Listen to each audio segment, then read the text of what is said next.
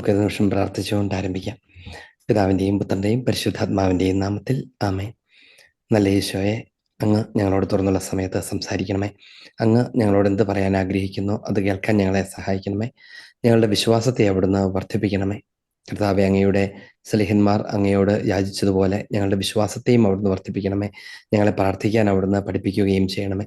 വിശ്വാസത്തോടുകൂടെ പ്രാർത്ഥിക്കാൻ കഴിയുന്ന വിധത്തിൽ ദൈവിക രഹസ്യങ്ങൾ കേൾക്കാനും ബോധ്യപ്പെടാനും ഞങ്ങളെ സഹായിക്കണമേ. പരിശുദ്ധ സഭയുടെ ശ്ലൈഹിക ശുശ്രൂഷയിൽ നിന്ന് നാളിതുവരെ ഞങ്ങൾ സ്വീകരിച്ചിട്ടുള്ള എല്ലാ കൃപകളും, പ്രബോധനത്തിൻ്റെയും വിശുദ്ധീകരണത്തിൻ്റെയും എല്ലാ കൃപകളും ഞങ്ങൾ സ്വീകരിക്കുകയും അതോർത്തങ്ങയ്ക്ക് നന്ദി പറയുകയും ചെയ്യുന്നു.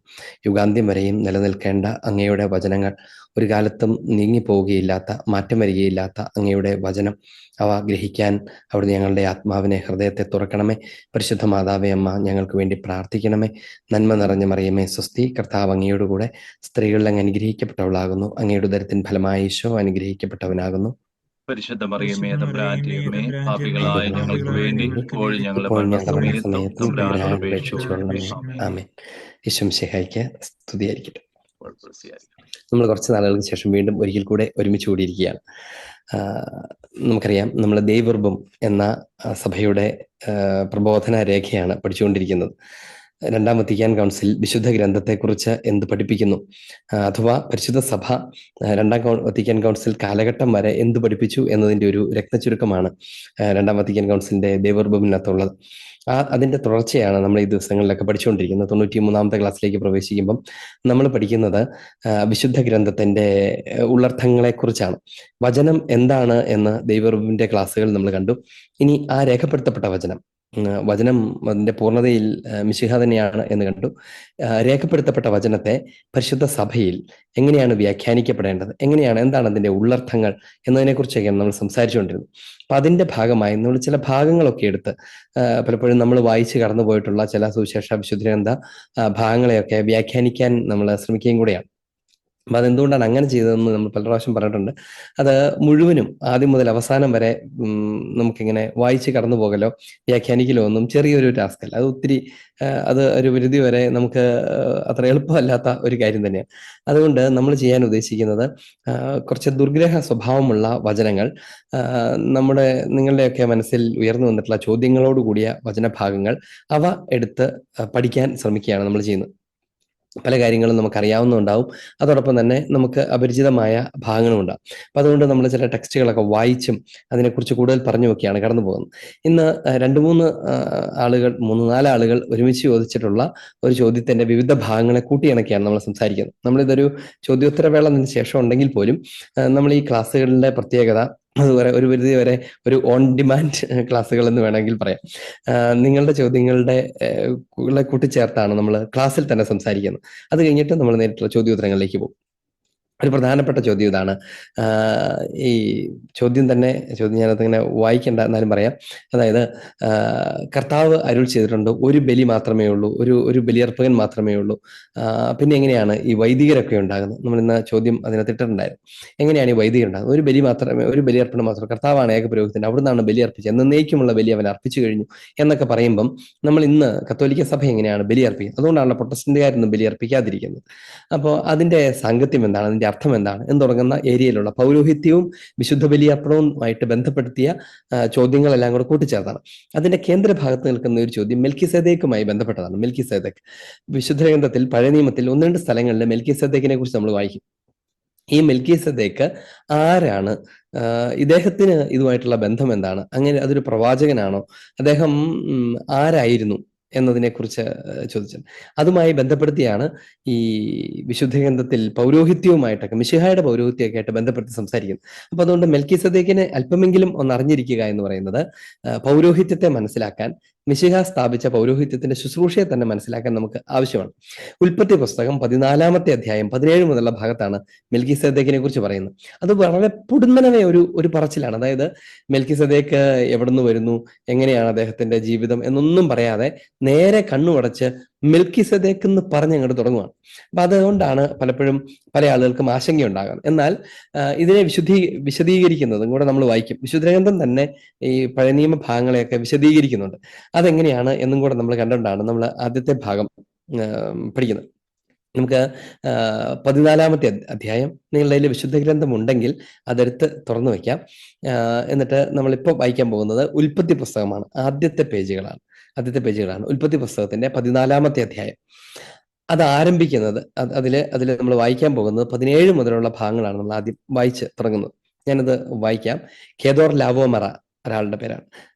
അദ്ദേഹത്തെയും കൂടെ ഉണ്ടായിരുന്ന രാജാക്കന്മാരെയും തോൽപ്പിച്ച് മടങ്ങി വന്ന അബ്രാഹമിനെ എതിരേൽക്കാൻ നോക്കുക.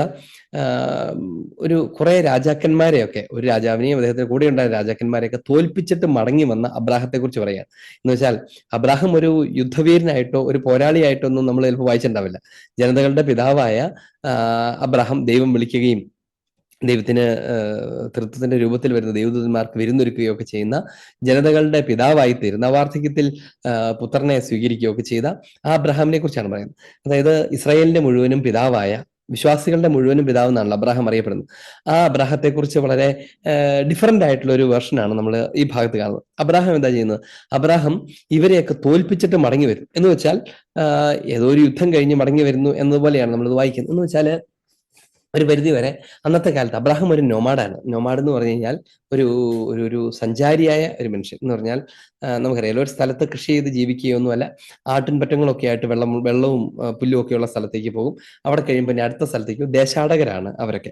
അപ്പൊ അങ്ങനെ ഒരു ദേശാടക സമൂഹമായിരുന്നു അബ്രാഹത്തിൻ്റെതെന്നാണ് വിശുദ്ധ പണ്ഡിതന്മാര്, ചരിത്രകാരന്മാരൊക്കെ മനസ്സിലാക്കുകയൊക്കെ ചെയ്യും. അപ്പം ഈ അബ്രാഹം ചില രാജാക്കന്മാരെയൊക്കെ തോൽപ്പിച്ച് മടങ്ങി വന്നു. പക്ഷെ അന്നത്തെ കാലത്തുണ്ടായിരുന്ന ആ പ്രദേശത്ത് അവരോട് എതിർത്ത് നിൽക്കുകയൊക്കെ ചെയ്തിരുന്ന ചെറിയ ഗണങ്ങളും ഗോത്രങ്ങളും ഒക്കെ ആയിരിക്കാം. എന്തായിരുന്നാലും ആ രാജാക്കന്മാരെയൊക്കെ തോൽപ്പിച്ചു. അത് ആരെ തോൽപ്പിച്ചു, എങ്ങനെ തോൽപ്പിച്ചു, എന്ത് യുദ്ധമായിരുന്നു എന്നൊന്നും വിശുദ്ധഗ്രന്ഥം പരാമർശിക്കുന്നില്ല. ഇതൊക്കെ പറയേണ്ടത് വേറൊരു കാര്യമാണ് എന്നുള്ളത് കൊണ്ടാണ്. തോൽപ്പിച്ച് മടങ്ങി വന്ന അബ്രാഹത്തെ എതിരേൽക്കാൻ സോതോം രാജാവിന്റെ താഴ്വര എന്നറിയപ്പെടുന്ന ഷാവേ താഴ്വരയിലേക്ക് ചെന്നു. അപ്പൊ അബ്രാഹത്തെ എതിരേൽക്കാനായിട്ട് സോതോമിന്റെ രാജാവ് ചെല്ലുകയാണ്. വളരെ നാടകീയമായ ഒരു രംഗമാണ് നമ്മൾ വായിക്കുന്നത്. ഒരു അബ്രാഹാം നമ്മുടെ ഇന്ന് പിന്നീടൊക്കെ ഇതിന് ശേഷമുള്ള ലേറ്റർ പീരീഡിലൊക്കെ വലിയ രാജാക്കന്മാരൊക്കെ, ദാവീദ് പോലത്തെ രാജാക്കന്മാരൊക്കെ വലിയ യുദ്ധമൊക്കെ കഴിഞ്ഞ് വിജയശ്രീലാളിതരായി തിരിച്ചു വരുമ്പോൾ ചെറിയ നാട്ടുരാജാക്കന്മാരൊക്കെ എതിരേൽക്കാനായിട്ടൊക്കെ ചെല്ലുന്നത് പോലെ ഈ സൗദം രാജാവ് ചെല്ലുകയാണ് ഷാവേ താഴ്വരയിലേക്ക്. ഇനി അവിടെ എന്താ സംഭവിക്കുന്നത്? 18-ാം തിരുവചനം, സാലേം രാജാവായ മെൽക്കീസേദെക്ക് അപ്പവും വീഞ്ഞും കൊണ്ടുവന്നു. ഒരു രാജാവിനെ കുറിച്ച് പറയാം. സാലേം രാജാവായ മെൽക്കീസേദെക്ക് അപ്പവും വീഞ്ഞും കൊണ്ടുവന്നു. എന്നിട്ടോ അത്യുന്നതനായ ദൈവത്തിന്റെ പുരോഹിതനായിരുന്നു അവൻ അബ്രാഹത്തെ ആശീർവദിച്ചുകൊണ്ട് പറഞ്ഞു, ആകാശത്തിന്റെയും ഭൂമിയുടെയും നാഥനായ അത്യുന്നതന്റെ ദൈവമുണ്ട്. അങ്ങനെ ആശീർവാദം നടക്കുന്നു. ആശീർവാദം കഴിയുമ്പോൾ നമ്മൾ വായിക്കുന്നത് ഇങ്ങനെയാണ്: അബ്രാം എല്ലാറ്റിന്റെയും ദശാംശം അവന് കൊടുത്തു. സോതോം രാജാവ് അബ്രാമിനോട് പറഞ്ഞു, ആളുകളെ എനിക്ക് വിട്ടുതരിക, തുടങ്ങി. അങ്ങനെ 2 കാര്യങ്ങളാണ് നമ്മൾ പരാമർശ വിഷയമാക്കുന്നത്. ഒന്നാമത്തേത് ഈ സാലേം രാജാവിന്റെ പ്രവൃത്തി. രണ്ടാമത്തേത് അബ്രാഹം സമർപ്പിക്കുന്ന കാഴ്ച സമർപ്പണം, ദശാംശം. അബ്രാഹം ശ്രീലാളിതനായി വന്ന ഒരു രാജാവിനെ പോലെയാണ്. എന്ന് വെച്ചാൽ ഈ അവിടെ ഉണ്ടായിരുന്ന മറ്റ് രാജാക്കന്മാരെയൊക്കെ തോൽപ്പിച്ച് മടങ്ങി വരുമ്പോൾ അബ്രാഹമാണല്ലോ അവിടുത്തെ ഏറ്റവും വലിയ രാജാവ്. ഇദ്ദേഹമാണ് വരുന്നത്. അപ്പൊ ഈ രാജാവിനെ എതിരേൽക്കാനായിട്ട് മറ്റൊരാൾ വരികയാണ്. ആരാണത്? ആ വരുന്നത് സാലേമിന്റെ രാജാവാണ്. സാലേമിന്റെ രാജാവ്. സാലേം എന്ന് പറഞ്ഞ അർത്ഥം എന്താണ്? നമ്മൾ പിന്നീട് ഒരു സ്ഥലത്ത് കാണും, ഞാൻ മുൻകൂട്ടി പറയാം. സാലേം എന്ന വാക്കിന് സമാധാനം എന്നാണ് അർത്ഥം. നീതി എന്നുള്ള അർത്ഥവും വിശുദ്ധഗ്രന്ഥം തന്നെ കൊടുക്കുന്നുണ്ട്. സമാധാനം എന്നാണ് അതിന്റെ അർത്ഥം. സമാധാനത്തിന്റെ രാജാവായ മെൽക്കീസേദെക്ക്. നമ്മളെ അത്ഭുതപ്പെടുത്തുന്ന ഒരു കാര്യമാണ്. ഇതെങ്ങനെയാണ് ഈ സമാധാനത്തിന്റെ രാജാവ് എന്നൊക്കെ പറഞ്ഞിട്ടൊരു രാജാവുണ്ടോ? എന്ന് വെച്ചാൽ നമ്മൾ സാധാരണ രാജാവ് എന്ന് വിളിക്കാറുള്ളത് ആരെയാണ്? ഒരു സ്ഥലത്തിന്റെ അധികാരിയാണല്ലോ നമ്മൾ രാജാവ് എന്ന് വിളിക്കാറുള്ളത്. അപ്പൊ നമ്മുടെ കൊച്ചി രാജാവ് എന്ന് പറയും, അല്ലെ? കൊച്ചിയുടെ രാജാവാണ് എന്ന് പറയും. അല്ലെങ്കിൽ എന്താ പറയാ, ഒരു രാജ്യത്തിന്റെ പേരൊക്കെ പറയും. നമ്മൾ ബാലരമ കഥകളിലൊക്കെ നമ്മളിങ്ങനെ കഥകളൊക്കെ പറയുമ്പോഴത്തേനും അങ്ങ് ഇവിടെ ഇന്ന രാജ്യം ഉണ്ടായിരുന്നു, ആ രാജ്യത്തിന് ഒരു രാജാവ് ഉണ്ടായിരുന്നു എന്നൊക്കെയാണല്ലോ നമ്മൾ പറയും. എപ്പോഴും രാജാവ് എന്ന് പറയണമെങ്കിൽ അദ്ദേഹത്തിന് രാജ്യം വേണം. ആ രാജ്യം എവിടെയായിരിക്കും? സാധാരണഗതിയിൽ ആ രാജ്യം ഭൂമി തന്നെയാണ്. ഒരു ഭൂമിയിലെ ഒരു ടെറിട്ടറിയുടെ അധിപനെയാണ് നമ്മൾ സാധാരണ രാജാവ് എന്ന് വിളിക്കുന്നത്, ഒരു പ്രദേശത്തിന്റെ അധിപൻ. അത് അല്ലാതെ ഒരു രാജാവ്. അതുകൊണ്ടാണ് ഈശോയോട് ചോദിച്ചത്, നീ എങ്ങനെ രാജാവാണ്? നിന്റെ രാജ്യം എവിടെയാ? അപ്പൊ ഈശോ പറഞ്ഞു, ഈശോയുടെ രാജ്യത്ത് മാത്രം ഡിഫറന്റ് ആണ്. കർത്താവ് പറഞ്ഞു, എന്റെ രാജ്യം ഐഹികമല്ല. ഈ ഭൂമിയിൽ ഒരു കഷ്ണം ഭൂമിയുടെ രാജാവല്ല ഞാൻ. ബാക്കി എല്ലാവരും ഈ ഭൂമിയിലെ ഏതെങ്കിലും ഒരു ഭാഗത്തിന്റെ രാജാവാണ്. ഏതൊരു ചക്രവർത്തി, ഒന്നുകിൽ റോമിന്റെ ചക്രവർത്തി എന്നൊക്കെ പറയും. അങ്ങനെ ഏതെങ്കിലും ഒരു പ്രദേശത്തിന്റെ ചക്രവർത്തിയാണ്. അപ്പം അദ്ദേഹം ചക്രവർത്തിയല്ല, രാജാവായിരിക്കാൻ തന്നെ കാരണം ഒരു നാടാണ്. ഒരു നാടും അതിന് അതിർത്തിയും അതിലെ ജനങ്ങളും കൂടി ചേരുന്നതാണ് രാജ്യം. രാജ്യം സ്വന്തമായുള്ള രാജ്യത്തിന്റെ അധിപനായാണ് നമ്മൾ രാജാവ് എന്ന് വിളിക്കുന്നത്. രാജ്യം, രാജാവ്, അതിന്റെ കിങ്ഡം ഉള്ള ആളാണ് കിങ്. അപ്പൊ അങ്ങനെ ഒരു രാജ്യത്തെക്കുറിച്ച് പറയുന്നതിന് പകരം നമ്മളിവിടെ വായിക്കുകയാണ് സമാധാനത്തിന്റെ രാജാവ് വന്നു എന്നാണ്. സമാധാനത്തിന്റെ രാജാവ്. ഇതെന്താണ് ഈ സമാധാനത്തിന്റെ രാജാവ്? ഒരു സാധനത്തിന്റെ ഒരു അല്ലെങ്കിൽ ഒരു കാര്യത്തിന്റെ രാജാവ് എന്നൊക്കെ പറഞ്ഞാൽ അതെങ്ങനെ ശരിയാവും? രാജ്യത്തിന്റെ അല്ലേ രാജാവ്. ഇപ്പൊ നമ്മൾ വായിക്കുകയാണ് സാലേം രാജാവായ മെൽക്കിസെദേക്ക്, സമാധാന രാജാവായ മെൽക്കിസെദേക്ക്. ഇത് പഴയ നിയമം മുഴുവനും ഈ വാക്ക് വായിച്ചു പോയിട്ടുണ്ടെങ്കിലും അത് ആരെക്കുറിച്ചാണെന്ന് ഒരുപക്ഷെ ഇസ്രായേൽക്കാർ പോലും ഒരിക്കലും വേണ്ട വിധത്തിൽ ധ്യാനിച്ചിട്ടില്ല എന്നുള്ളതാണ് സത്യം. അവരുടെ ഈ യഹൂദരുടെ വ്യാഖ്യാന ഗ്രന്ഥങ്ങൾക്കകത്തൊന്നും ഈ അർത്ഥത്തിൽ ഇത് ഇല്ലാത്തതായിട്ട് നമുക്ക് കാണാൻ പറ്റും. ഇങ്ങനെ രാജാവ്, സമാധാനത്തിന്റെ രാജാവ്, ഇതാരാണ് ഈ രാജാവ് എന്ന് നമ്മൾ ആലോചിച്ചിരിക്കുമ്പോഴാണ് അടുത്ത വാചകം, ആ രാജാവ് ഒരു പുരോഹിതനും കൂടിയാണ്. ഇതാണ് അതിനകത്ത് അത്ഭുതകരമായ രണ്ടാമത്തെ കാര്യം. ഇവൻ പുരോഹിതനാണ്. ആരാണ് അത്? അത്യുന്നതനായ ദൈവത്തിന്റെ പുരോഹിതനായിരുന്നു അവനെന്ന്. എന്ന് വെച്ചാൽ പൗരോഹിത്യത്തെക്കുറിച്ചൊക്കെയുള്ള ചർച്ചകൾ പോലും പഴയ നിയമ ഗ്രന്ഥകാലഘട്ടങ്ങളിൽ ആരംഭിക്കുന്നതിനേ മുൻപ്, അതായത് സൃഷ്ടി വിവരണം കഴിഞ്ഞ ഉടനെയാണ് ഈ സംഭവമൊക്കെ നടക്കുന്നതല്ലോ. ഉൽപ്പത്തിയുടെ 14-ാം അധ്യായത്തിലാണ് ഈ സമയത്ത് അബ്രാഹത്തെ വിളിക്കുന്ന 12-ാം അധ്യായം. അത് കഴിഞ്ഞാൽ വളരെ പെട്ടെന്ന് നമ്മൾ ഇത് അത്ഭുതത്തോടെ കാണുകയാണ്. ഒരു രാജാവിനെ കുറിച്ച് പറയുന്നു. ആ രാജാവിന് രണ്ട് മൂന്ന് പ്രത്യേകതകൾ. ഒന്നാമത്തെ പ്രത്യേകത എന്താണ്? അദ്ദേഹം സാലേമിന്റെ രാജാവ്, സമാധാനത്തിന്റെ രാജാവായിട്ട് അറിയപ്പെടുന്ന ഒരു രാജാവ്. ഇനി ആ രാജാവായിരിക്കെ തന്നെ പുരോഹിതനുമാണ്. ഇസ്രായേലിന്റെ ചരിത്രത്തിൽ ഒരു സ്ഥലത്തും ഇങ്ങനെ ഒരു കോമ്പിനേഷൻ ഇല്ല.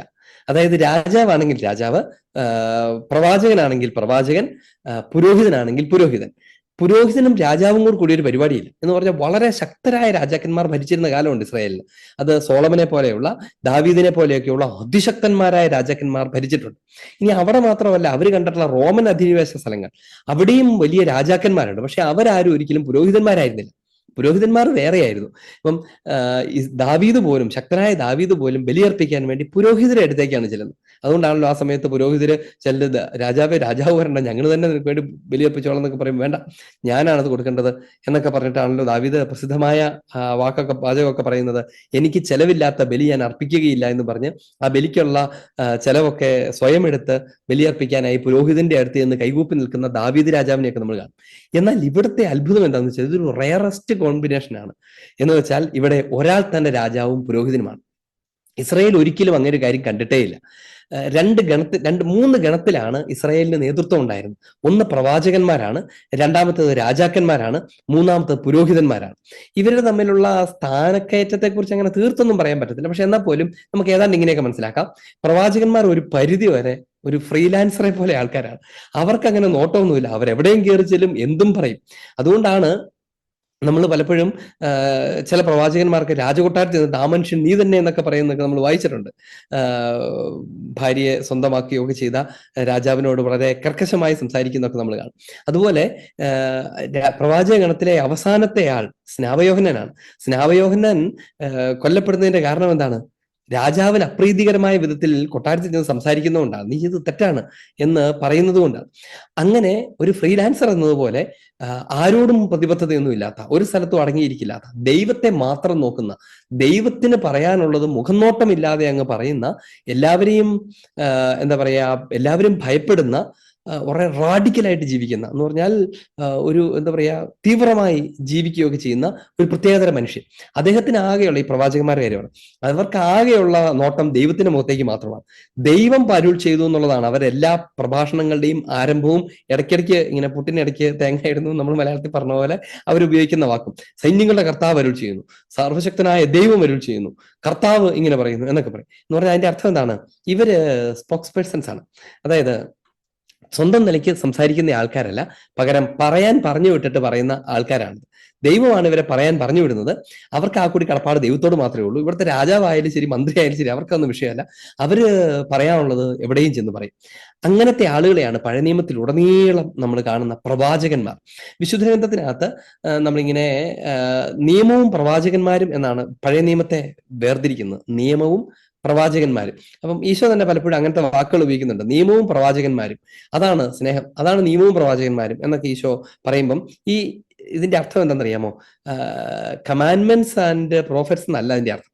ശരിക്കും നിയമവും പ്രവാചകന്മാരെന്ന് പറഞ്ഞു കഴിഞ്ഞാൽ വിശുദ്ധ ഗ്രന്ഥത്തിന്റെ ആദ്യത്തെ ഭാഗത്തെയാണ് നിയമം എന്നുകൊണ്ട് ഉദ്ദേശിക്കുന്നത്. അഥവാ മോശ നൽകിയ നിയമങ്ങളെ കേന്ദ്രീകരിച്ചുള്ള വിശുദ്ധ ഗ്രന്ഥ ഭാഗങ്ങളല്ല.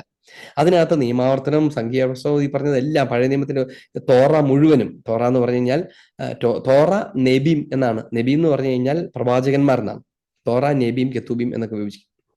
നബീം എന്നൊക്കെ പറഞ്ഞാൽ, നബീം എന്ന് പറഞ്ഞാൽ നബി എന്ന വാക്ക് ഇതിനോട് ചേർന്ന് പോകുന്നതാണ്. പ്രവാചക ഗ്രന്ഥങ്ങളെയാണ് നബീം എന്ന് പറയുന്നത്. തോറ ആദ്യത്തെ പുസ്തകങ്ങളാണ്. 5 പഞ്ചഗ്രന്ഥി എന്നൊക്കെ വിളിക്കാറുള്ള ഗ്രന്ഥങ്ങളാണ്.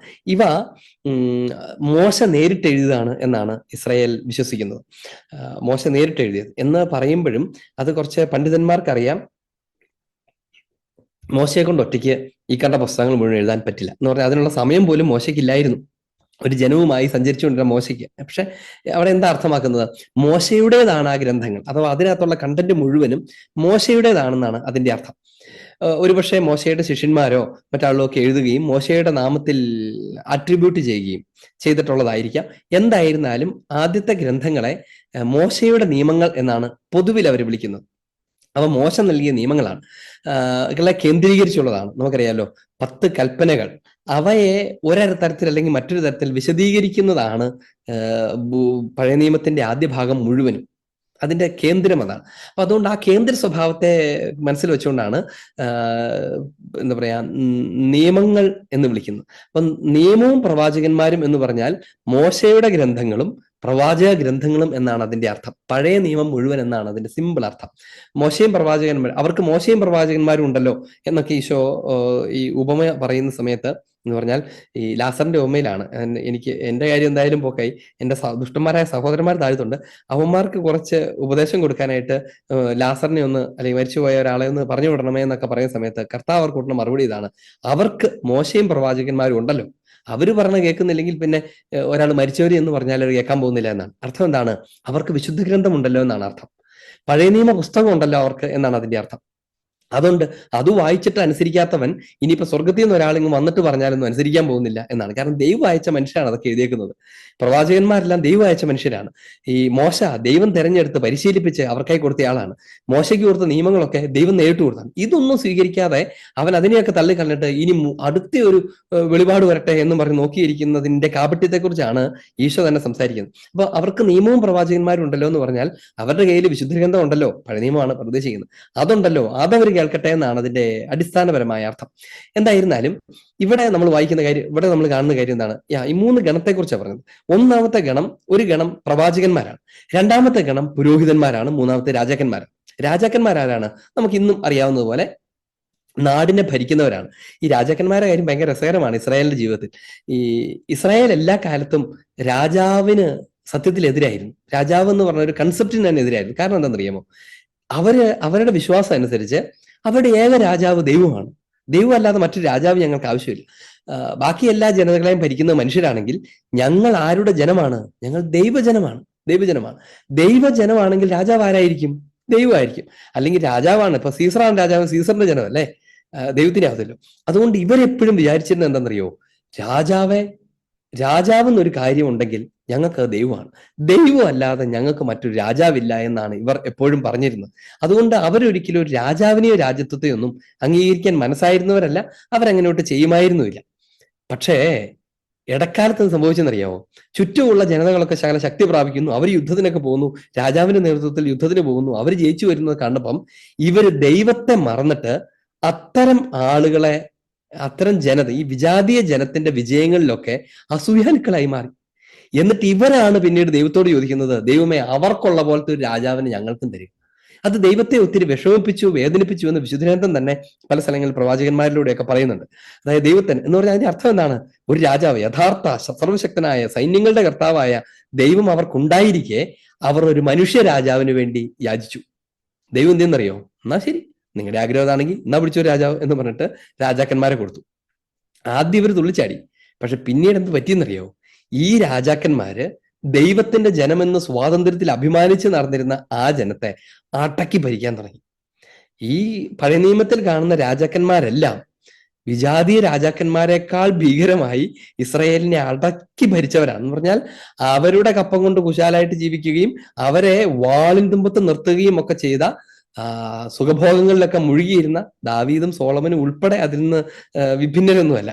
അവരൊക്കെ കൊട്ടാരങ്ങളിൽ വസിക്കുന്ന മറ്റ് ജനതകളെ പോലെ തന്നെ കാൽക്കീഴിൽ സൂക്ഷിച്ച രാജാക്കന്മാരായിട്ടാണ് ഇവരൊക്കെ മാറിയത്. ഇസ്രായേൽ ജനം ആ പ്രാർത്ഥനയ്ക്ക് വല്ലാത്ത വില കൊടുക്കേണ്ടി വന്നിട്ടുണ്ട്. ആ കാലഘട്ടത്തില് അവര് അനുഭവിച്ചിരുന്ന ദൈവത്തിന്റെ ജനം എന്ന് പറയുന്ന ആ സ്വാതന്ത്ര്യമുള്ള മഹനീയമായ അവസ്ഥയിൽ നിന്ന് താഴ്ത്തോട്ട് പോയപ്പോൾ അവര് ചോദിച്ചു മേടിച്ച രാജാക്കന്മാര് അവരെ ശരിക്കും കഷ്ടപ്പെടുത്തി. അവരവരുടെ കീഴിൽ നന്നായി നരകയാതന തന്നെ അനുഭവിച്ചു. എന്തായിരുന്നാലും പിന്നെ വേറെ മാർഗമൊന്നുമില്ല, ആ രാജാക്കന്മാരൊക്കെ ആയിട്ട് ഇവരങ്ങ് മുന്നോട്ടൊക്കെ പോയി. ഇതിന്റെ ഏറ്റവും തീവ്രമായ ഭീകര സമയം കാണുന്നത് എവിടെയാണെന്നറിയാമോ? ഈശോയുടെ കാലത്തേക്ക് എത്തുമ്പോഴാണ്. ആ സമയത്ത് ഈ യഹൂദര്, ഇത്രയും ദൈവം തെരഞ്ഞെടുത്തിയ യഹൂദരുടെ ചില വാക്കുകളൊക്കെ നമ്മളെ അത്ഭുതപ്പെടുത്തി. ചരിത്രത്തിലൊക്കെ ഉണ്ടല്ലോ, ഒരു പരിധി വരെ ദൈവത്തിന്റെ ഹൃദയ രക്തം കൊണ്ട് എഴുതിയെന്ന് വേണമെങ്കിൽ പറയാവുന്ന പോലത്തെ വാക്കുകളുണ്ട് അതിനകത്ത്. എന്ന് വെച്ചാല് ഈ ഈശോയുടെ വിചാരണ വേളയാണ്.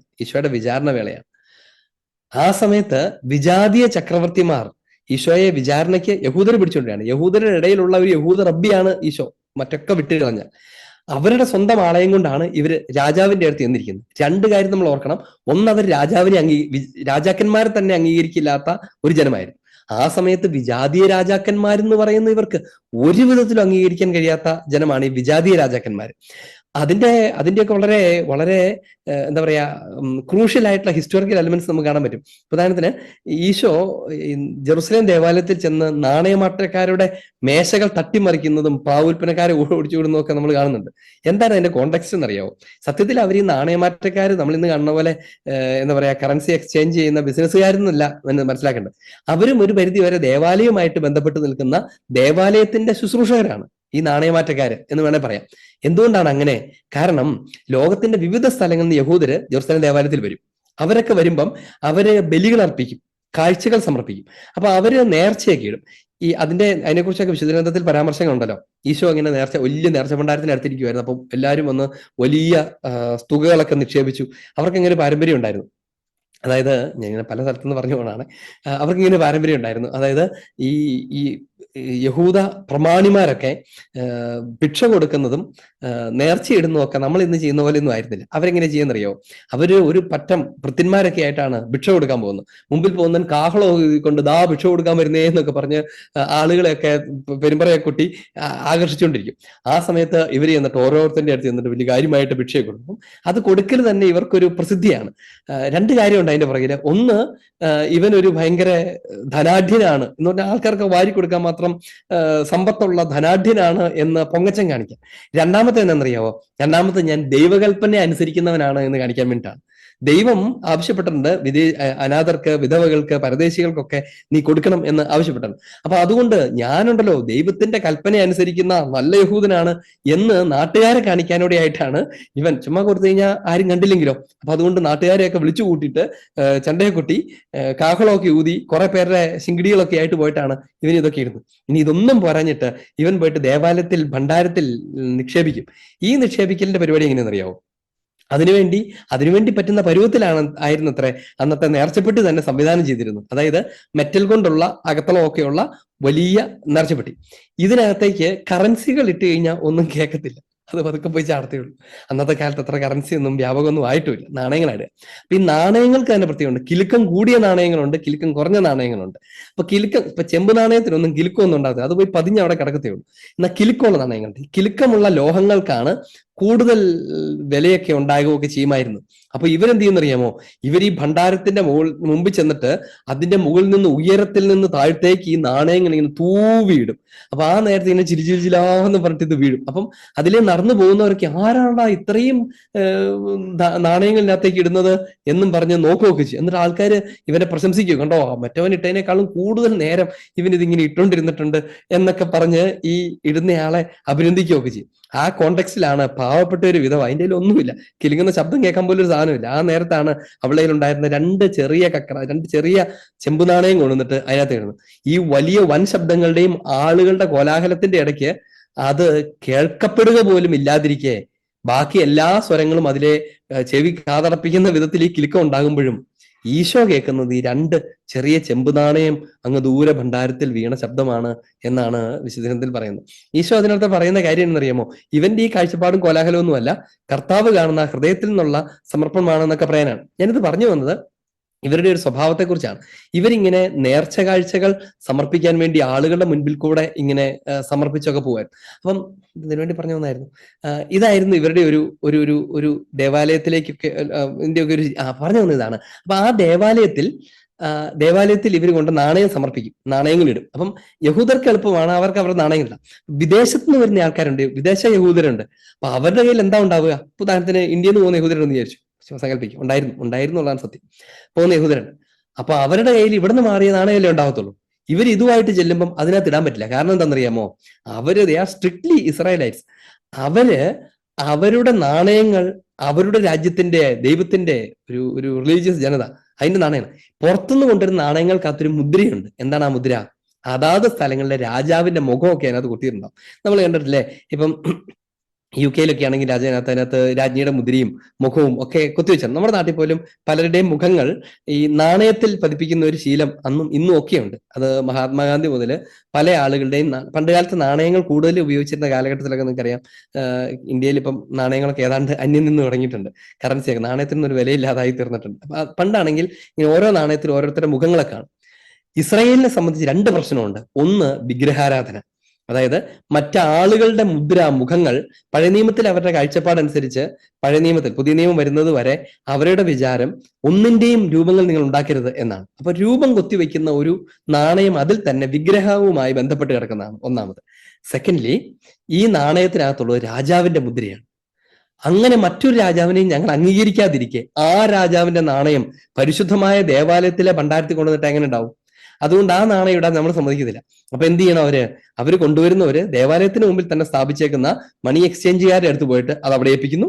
അത് ഏൽപ്പിച്ചു കഴിയുമ്പം അതിന് തത്തുല്യമായ ഇസ്രായേലിന്റെ കറൻസി നാണയം അവർ കൊടുക്കും. ഇനി മറുവശത്ത് തിരിച്ചു പോകുമ്പം അവർക്ക് എന്ത് ചെയ്യാം? അല്ല, ഇവിടുന്ന് പുറത്തേക്ക് പോകുന്നവർക്ക് എന്ത് ചെയ്യാം? ഈ നാണയം കൈമാറിയിട്ട് അതുമായിട്ട് അവർ ഏതെങ്കിലും രാജ്യത്ത് പോയിട്ട് ജീവിക്കണമെങ്കിൽ അങ്ങനെയും ചെയ്യും. അപ്പൊ ഈ നാണയമാറ്റക്കാരെന്ന് പറഞ്ഞ സത്യത്തിൽ നല്ല കാര്യം ചെയ്യാനിരുന്നവരാണ്. എന്ന് വെച്ചാൽ നേർച്ചപ്പെട്ടിക്കകത്ത് ഇടാൻ കൊള്ളാവുന്ന പൈസ കൊടുത്ത് ഈ നേർച്ച കാഴ്ചകളെ എളുപ്പമാക്കാൻ വേണ്ടി ഉണ്ടായിരുന്നവരാണ് സത്യത്തിൽ ഈ മനുഷ്യര്.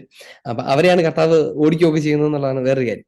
എന്തായിരുന്നാലും അത്രമാത്രം അവർക്ക് അന്യ രാജാക്കന്മാരോട് അകൽച്ചയുണ്ടായിരുന്നു. അവരുടെ മുഖം പതിപ്പിച്ച നാണയം പോലും കൊണ്ടുവന്ന് ഇടില്ലാതിരുന്നു എന്ന് പറയുന്ന ഒരു കാലഘട്ടത്തിൽ ജീവിച്ചിരുന്ന യഹൂദര് ഈശോയെ കൊണ്ടുപോയിട്ട് വിചാരണ ചെയ്യാൻ ഏൽപ്പിക്കുന്നത് വിജാതീയ രാജാവിന്റെ അടുത്താണ്. ഞങ്ങളുടെ വിചാരണയെല്ലാം ഞങ്ങൾ തന്നെ നടത്തണമെന്ന് ബലം പിടിച്ചുകൊണ്ടിരുന്ന മനുഷ്യര്, വിജാതീയ കോടതികളെയും ഒക്കെ എതിർത്ത് നിന്നിരുന്ന മനുഷ്യര്, അതിനൊക്കെ മുൻനിരയിൽ നിന്നിരുന്ന പുരോഹിതര് ഗണം, ഇസ്രായേലിന്റെ പുരോഹിത ഗണം, അവരുൾപ്പെടെയുള്ളവർ പോയിട്ട് എന്താ ചെയ്യുന്നറിയാമോ? അവരുടെ കൂടെയുള്ള പ്രവാചകനായി ജനം കരുതിയിരുന്ന മിശിഹായെ കൊണ്ടുപോയിട്ട് അവിടെ കൊണ്ടുപോയി വിജാതീയ രാജാവിന്റെ അടുത്ത് വിചാരണയ്ക്ക് കൊടുക്കുകയാണ്. വിജാതീയ ന്യായാധിപന്മാരുടെ അടുത്ത് പോകില്ല എന്നിരിക്കെ, രാജാക്കന്മാരുടെ അടുത്ത് പോകില്ല എന്നിരിക്കെ ഈശോയെ കൊണ്ടുപോയിട്ട് അവിടെ വിചാരണ, അവിടെ നീതി തേടുകയാണ്. ഇതൊന്നും പറയാനായിട്ടൊരു ഭീകരമായ വാചകം വിശുദ്ധഗ്രന്ഥത്തിലുണ്ട്. എന്താണെന്നറിയാമോ? ഞങ്ങൾക്ക് ഈ സീസർ അല്ലാതെ വേറെ രാജാവില്ല എന്നാണ് ഇവർ പറയുന്നത്. ഇസ്രായേൽക്കാർ പറയുകയാണ്, ഞങ്ങൾക്ക് ഈ വിജാതീയ രാജാവല്ലാതെ വേറെ രാജാവില്ല എന്ന്. എന്തു വലിയ ദൈവനിന്ദയാണ് അത് എന്ന് നിങ്ങൾ ശ്രദ്ധിച്ചിട്ടുണ്ടോ?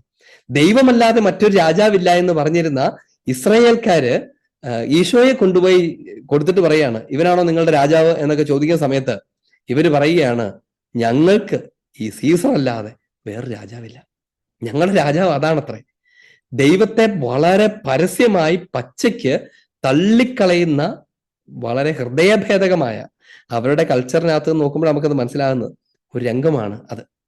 അങ്ങനെ ഞാൻ ഈ പറഞ്ഞു വന്നത് അവരുടെ രാജാക്കന്മാരെ കുറിച്ചാണ്. അപ്പൊ രാജാക്കന്മാരോട് അത്രമാത്രം അകൽച്ച, അതോടൊപ്പം തന്നെ അവരെ ആവശ്യത്തിന് അവര് രാജാക്കന്മാരെയൊക്കെ അടുത്ത് പോവുകയൊക്കെ ചെയ്യുന്ന ലേറ്റർ സ്റ്റേജിൽ പിന്നീടൊക്കെ ആയപ്പോഴേക്കും അങ്ങനെയാണ്. അപ്പൊ ഈ രാജാക്കന്മാരും ഇസ്രായേലിനകത്തുണ്ടായിരുന്നു. അവർ ഭരണാധിപന്മാരായിരുന്നു. അവർ റിലീജിയസ് കാര്യങ്ങൾക്കകത്തൊന്നും ഇടപെടത്തില്ല. അവര് മറ്റാളുകളെ പോലെ തന്നെ എളിമയോടുകൂടെ ദേവാലയത്തിൽ പോവുകയും പ്രാർത്ഥിക്കുകയും ബലിയർപ്പിക്കുകയും ഒക്കെ ചെയ്തിരുന്ന മനുഷ്യരായിരുന്നു രാജാക്കന്മാർ. തേർഡ് ഗണം അത് പുരോഹിതന്മാരായിരുന്നു. സത്യത്തിൽ രാജാവാണ് ഭരിക്കുന്നതെങ്കിലും അതിന്റെ മുകളിലുള്ള ഒരു പ്രത്യേകതരം അധികാരം പുരോഹിതന്മാർക്കുണ്ടായിരുന്നു. അത് മിക്കവാറും കാലഘട്ടത്തിലൊക്കെ ഉണ്ട്. അതിന്റെയൊക്കെ ഭാഗമായിട്ട് ഇംഗ്ലണ്ടിലെ രാജ്ഞിയൊക്കെ ആണല്ലോ രാജ്ഞിയെ പോലും വാഴിക്കുന്നത്, ടെക്നിക്കലി സ്പീക്കിംഗ് ആണെങ്കിൽ പോലും അവിടുത്തെ കാൻറ്റർബറി ആർച്ച് ബിഷപ്പ് ഒക്കെ ആണല്ലോ. അപ്പൊ അത് ആദിമകാലങ്ങളിൽ ഉണ്ടായിരുന്ന, ഇസ്രയേലിന് മുതൽ ഉണ്ടായിരുന്ന, പിന്നീട് സഭയിൽ ആരംഭത്തിലുണ്ടായിരുന്ന ഒരു രീതിയാണ്. അപ്പം ശരിക്കും രാജ്യത്തിന്റെ ഭരണത്തിലൊന്നും പുരോഹിതന്മാർ ഇടപെടുകയൊന്നുമില്ല. പക്ഷെ രാജാക്കന്മാരെ വാഴിക്കുന്നതൊക്കെ പലപ്പോഴും പുരോഹിതന്മാരാണ്. പഴയ നിയമത്തിൽ പോലും അങ്ങനെയാണല്ലോ. പ്രവാചകന്മാരോ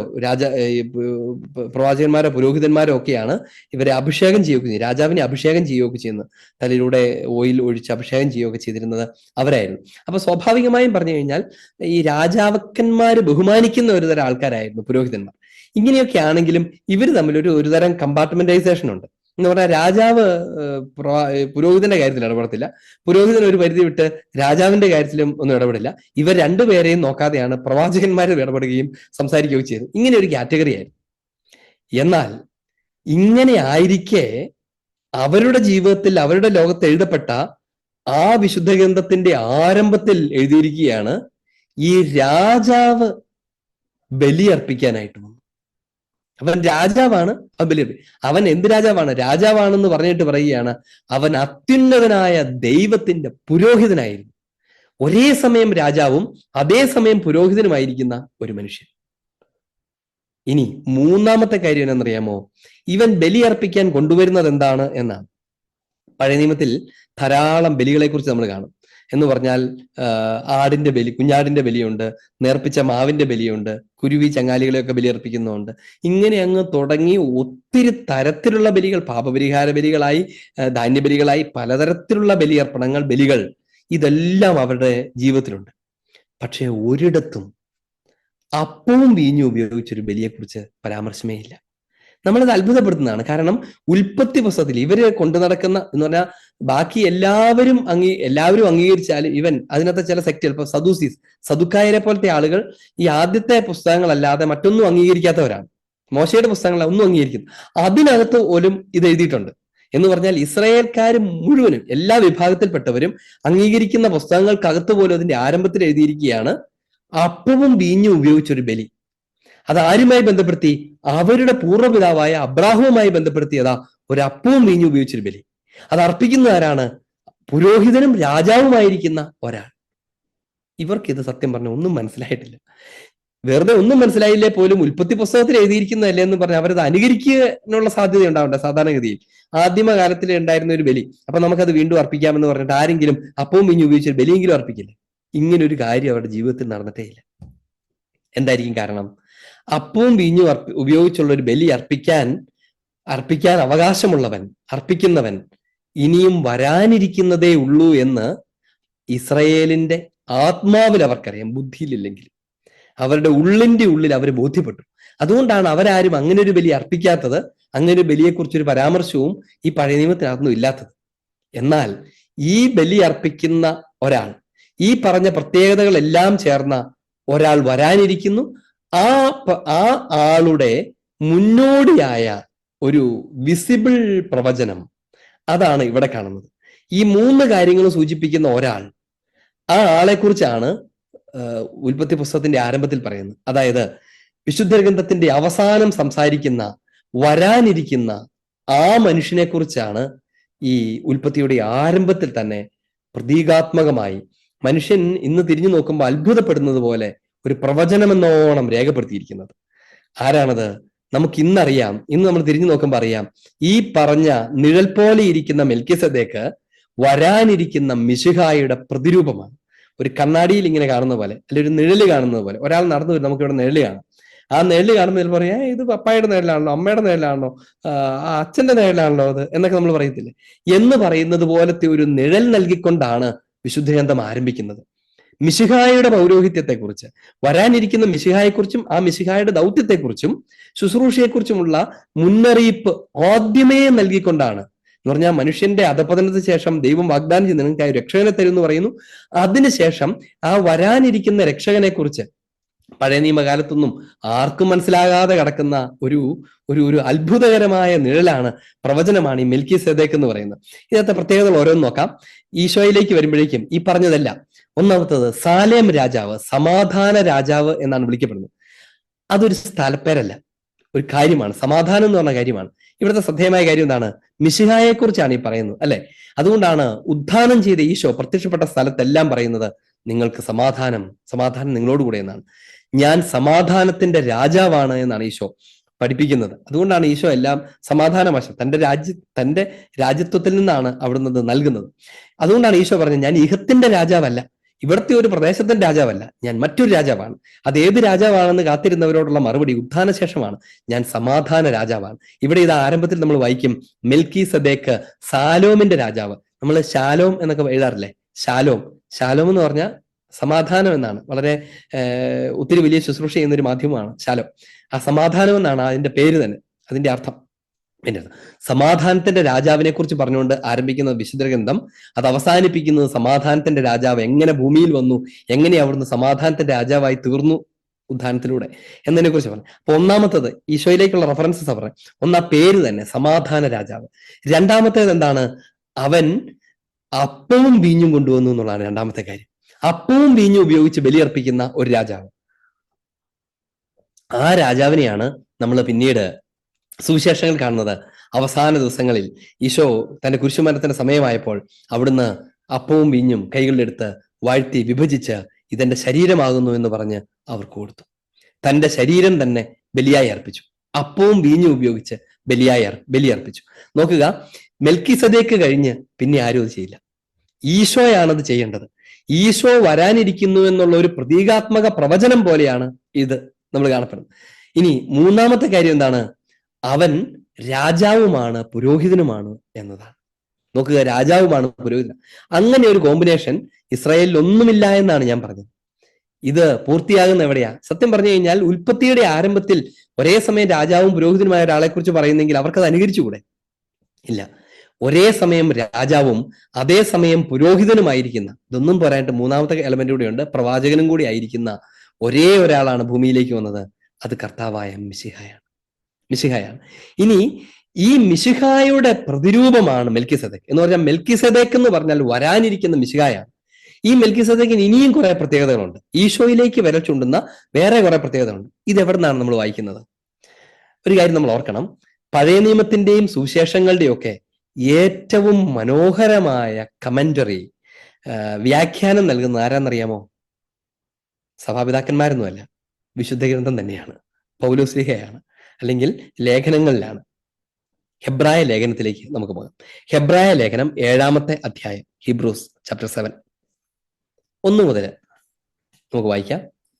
അത് ഇപ്പം നമ്മൾ വായിച്ചു കേട്ട പഴയ നിയമ ഭാഗത്തെ വ്യാഖ്യാനിച്ചുകൊണ്ട് മിശിഹായോട് ബന്ധപ്പെടുത്തി പൗലോസ്ലീഹ തന്നെ സംസാരിക്കുന്നതാണ്. ഇത്ര നേരം ഞാൻ ഇതിന്റെ കമന്ററി പറഞ്ഞെങ്കിൽ ഇനി പൗലോസ്ലീഹ അതിനെ വിശദീകരിക്കും നമ്മൾ കേൾക്കാൻ പോവുകയാണ്.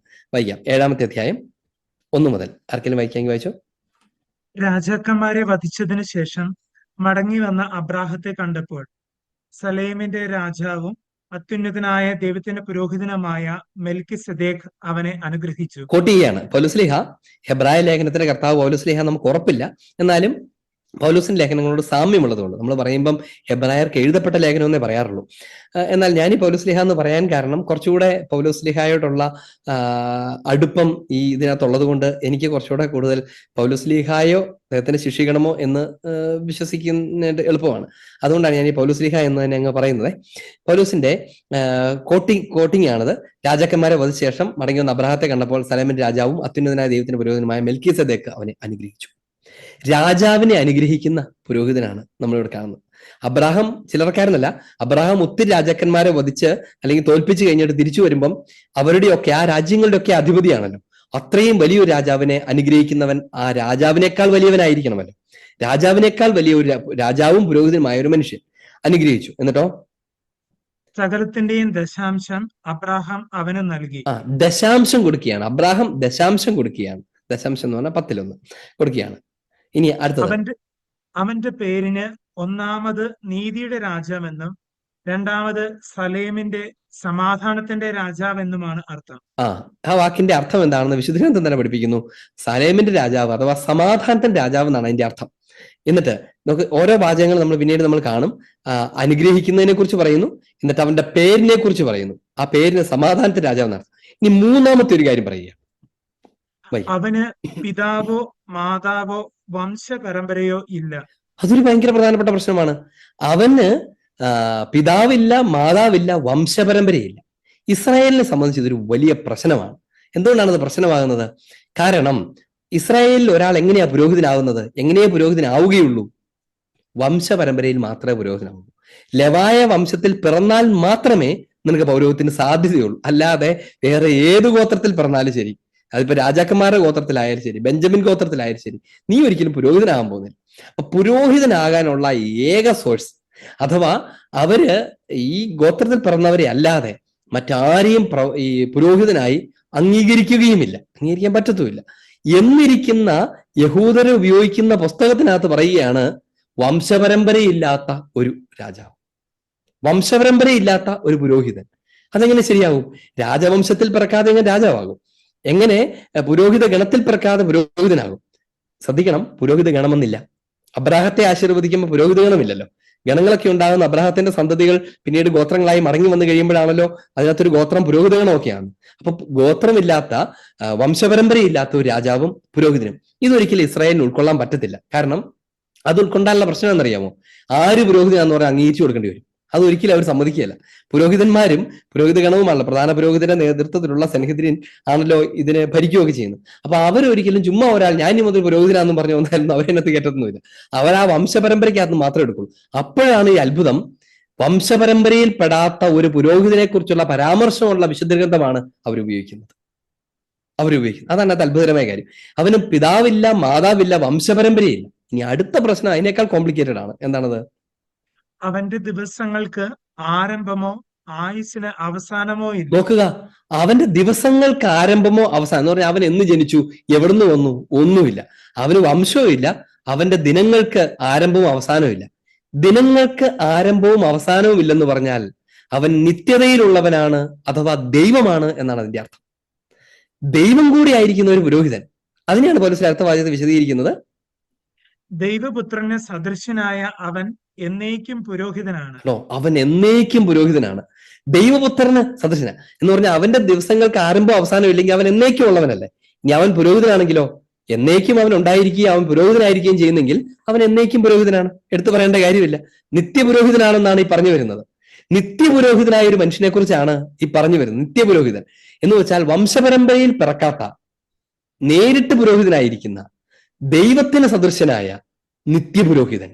അങ്ങനെ ഒരു പുരോഹിതന്റെ നിഴല് ഇസ്രായേൽക്കാർ ഇത്ര തവണ നിയമജ്ഞരും പരിസയരും ഒക്കെ അരച്ച് കലക്കി പഠിപ്പിച്ചുകൊണ്ടിരുന്ന വിശുദ്ധ ഗ്രന്ഥത്തിനകത്ത് ഇങ്ങനെ തെളിഞ്ഞ് ഉറങ്ങിക്കിടക്കുന്നു, വളരെ വ്യക്തമായി തെളിഞ്ഞു കിടക്കുന്നു. എന്നിട്ട് അടുത്ത പൗലോസ്ലീഹയുടെ ക്ലെയിം ഭയങ്കര ശക്തമാണ്. എങ്ങനെയാണത്? 4-ാം തിരുവചനം, അവൻ എത്ര വലിയവൻ എന്ന് കാണുവിൻ. നോക്കുക, അവൻ എത്ര വലിയവൻ എന്ന് കാണുവിൻ. ഇതൊരു ഭയങ്കര പ്രശ്നമാണ്. എന്ന് വെച്ചാൽ ഇവൻ എത്ര വലിയവനാണ്. ഇസ്രായേലിനെ സംബന്ധിച്ച് വലിയവർ അവിടുത്തെ പുരോഹിതന്മാരും പ്രധാന പുരോഹിതനും, അതിനേക്കാളും വലിയൊന്നുമില്ല. അതിനേക്കാളും വലിയവനാണ് ഇവനെന്നാണ് ഇനി പൗലോസ്ലീഹ സംസാരിക്കുന്നത്. ആരെയാ സൂചിപ്പിക്കുന്നത്? മിശിഹായെയാണ് സൂചിപ്പിക്കുന്നത്. മെൽക്കിസദേക്കിനെ കുറിച്ച് എന്തൊക്കെ പറഞ്ഞാലും അതൊക്കെ ഈശോയ്ക്ക് ആപ്ലിക്കബിൾ ആണ്. മെൽക്കിസദേക്ക് എല്ലാവരെക്കാളും വലിയവനാണ് എന്ന് പറഞ്ഞാൽ സ്വാഭാവികമായും ഈശോ ആ നാട്ടിലെ പുരോഹിതന്മാരെക്കാളും രാജാക്കന്മാരെക്കാളും വലിയവനാണ് എന്നാണ് അതിന്റെ അർത്ഥം. കാരണം ഇവർ രണ്ടുപേരും ഒരു കാര്യത്തിന്റെ നേരിലും യഥാർത്ഥ രൂപവുമാണല്ലോ. അതുകൊണ്ടാണ് ഇവൻ എത്ര വലിയവനാണ് എന്ന് നോക്കുവിൻ. എന്താണ് ഈ ഇവന്റെ വലിയ മഹത്വത്തെ കുറിച്ച് പറയാനുള്ളത്? വായിക്കാം.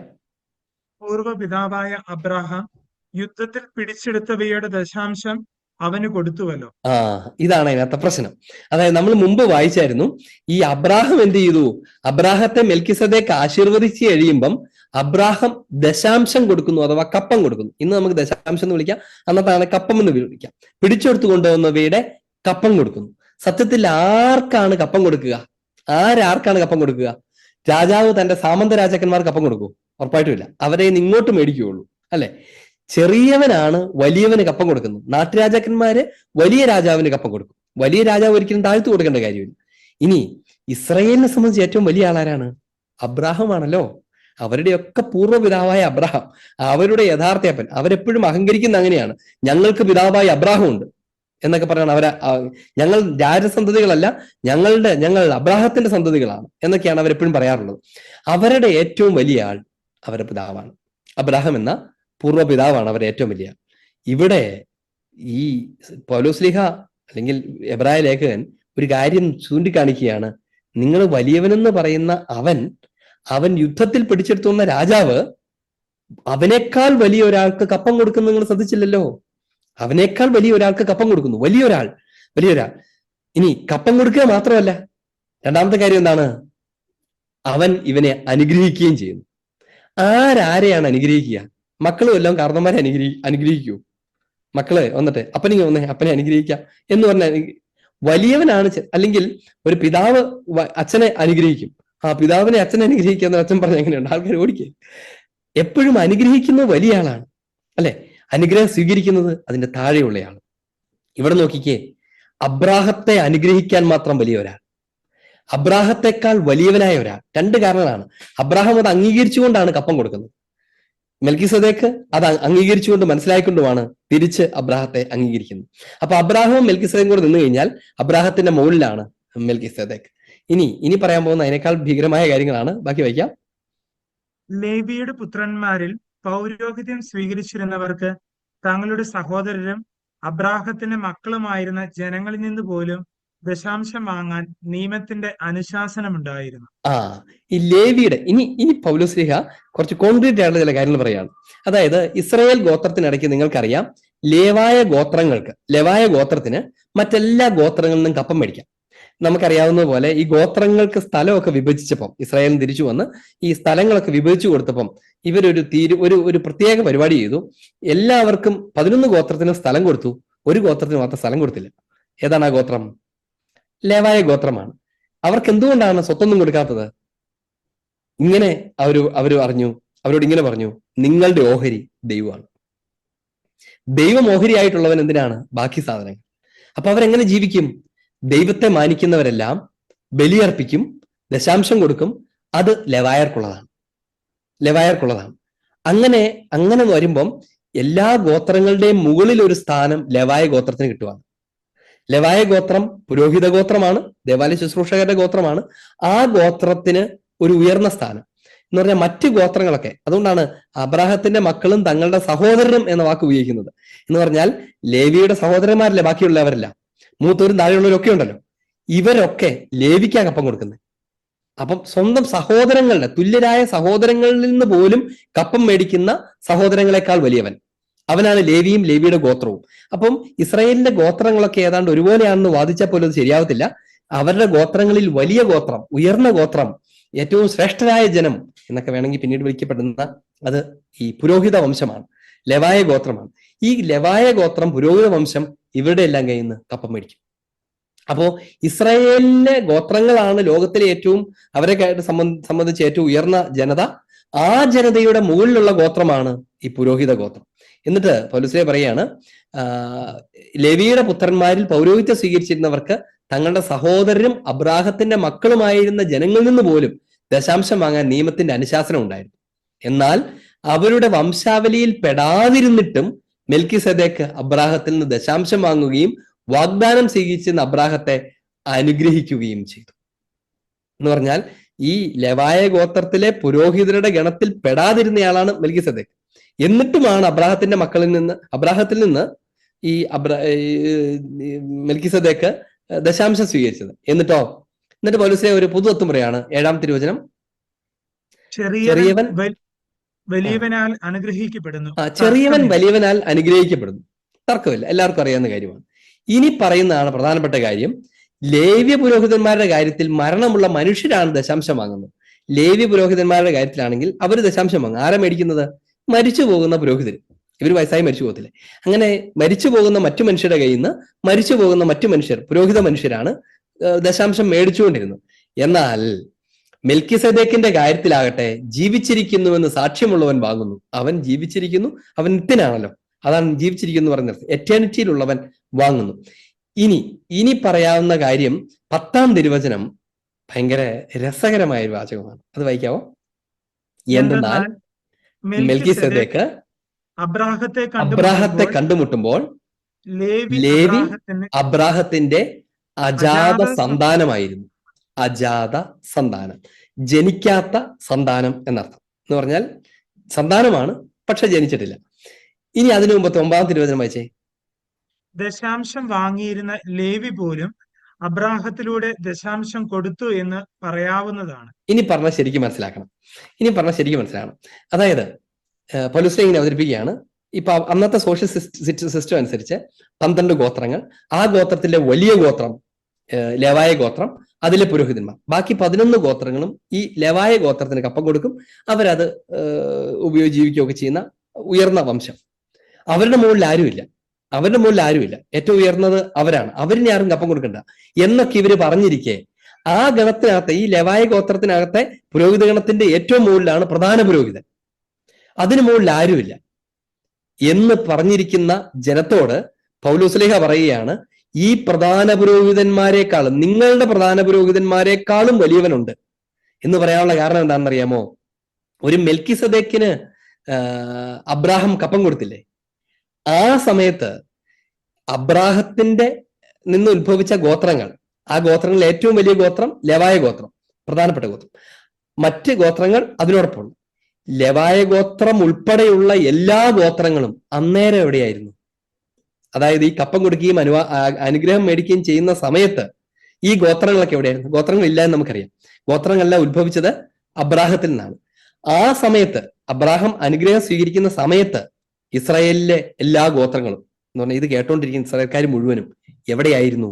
അവിടുത്തെ പ്രധാന പുരോഹിതന്മാർ ഉൾപ്പെടെ എവിടെയായിരുന്നു എന്ന് ചോദിച്ചാൽ, വിശുദ്ധ ഗ്രന്ഥത്തിന്റെ ഭാഷയിൽ അബ്രാഹത്തിന്റെ മടിയിലായിരുന്നു എന്നാണ് പറയാവുന്നത്. അബ്രാഹത്തിന്റെ മടിയിൽ എന്ന പദത്തെക്കുറിച്ച് പറയുമ്പം അതിനെക്കുറിച്ച് ഇങ്ങനെ മനസ്സിലാക്കണം. അബ്രാഹത്തിന്റെ വൃഷണങ്ങളിൽ എന്നാണ് അതിനെ ട്രാൻസ്ലേറ്റ് ചെയ്യാവുന്നത്.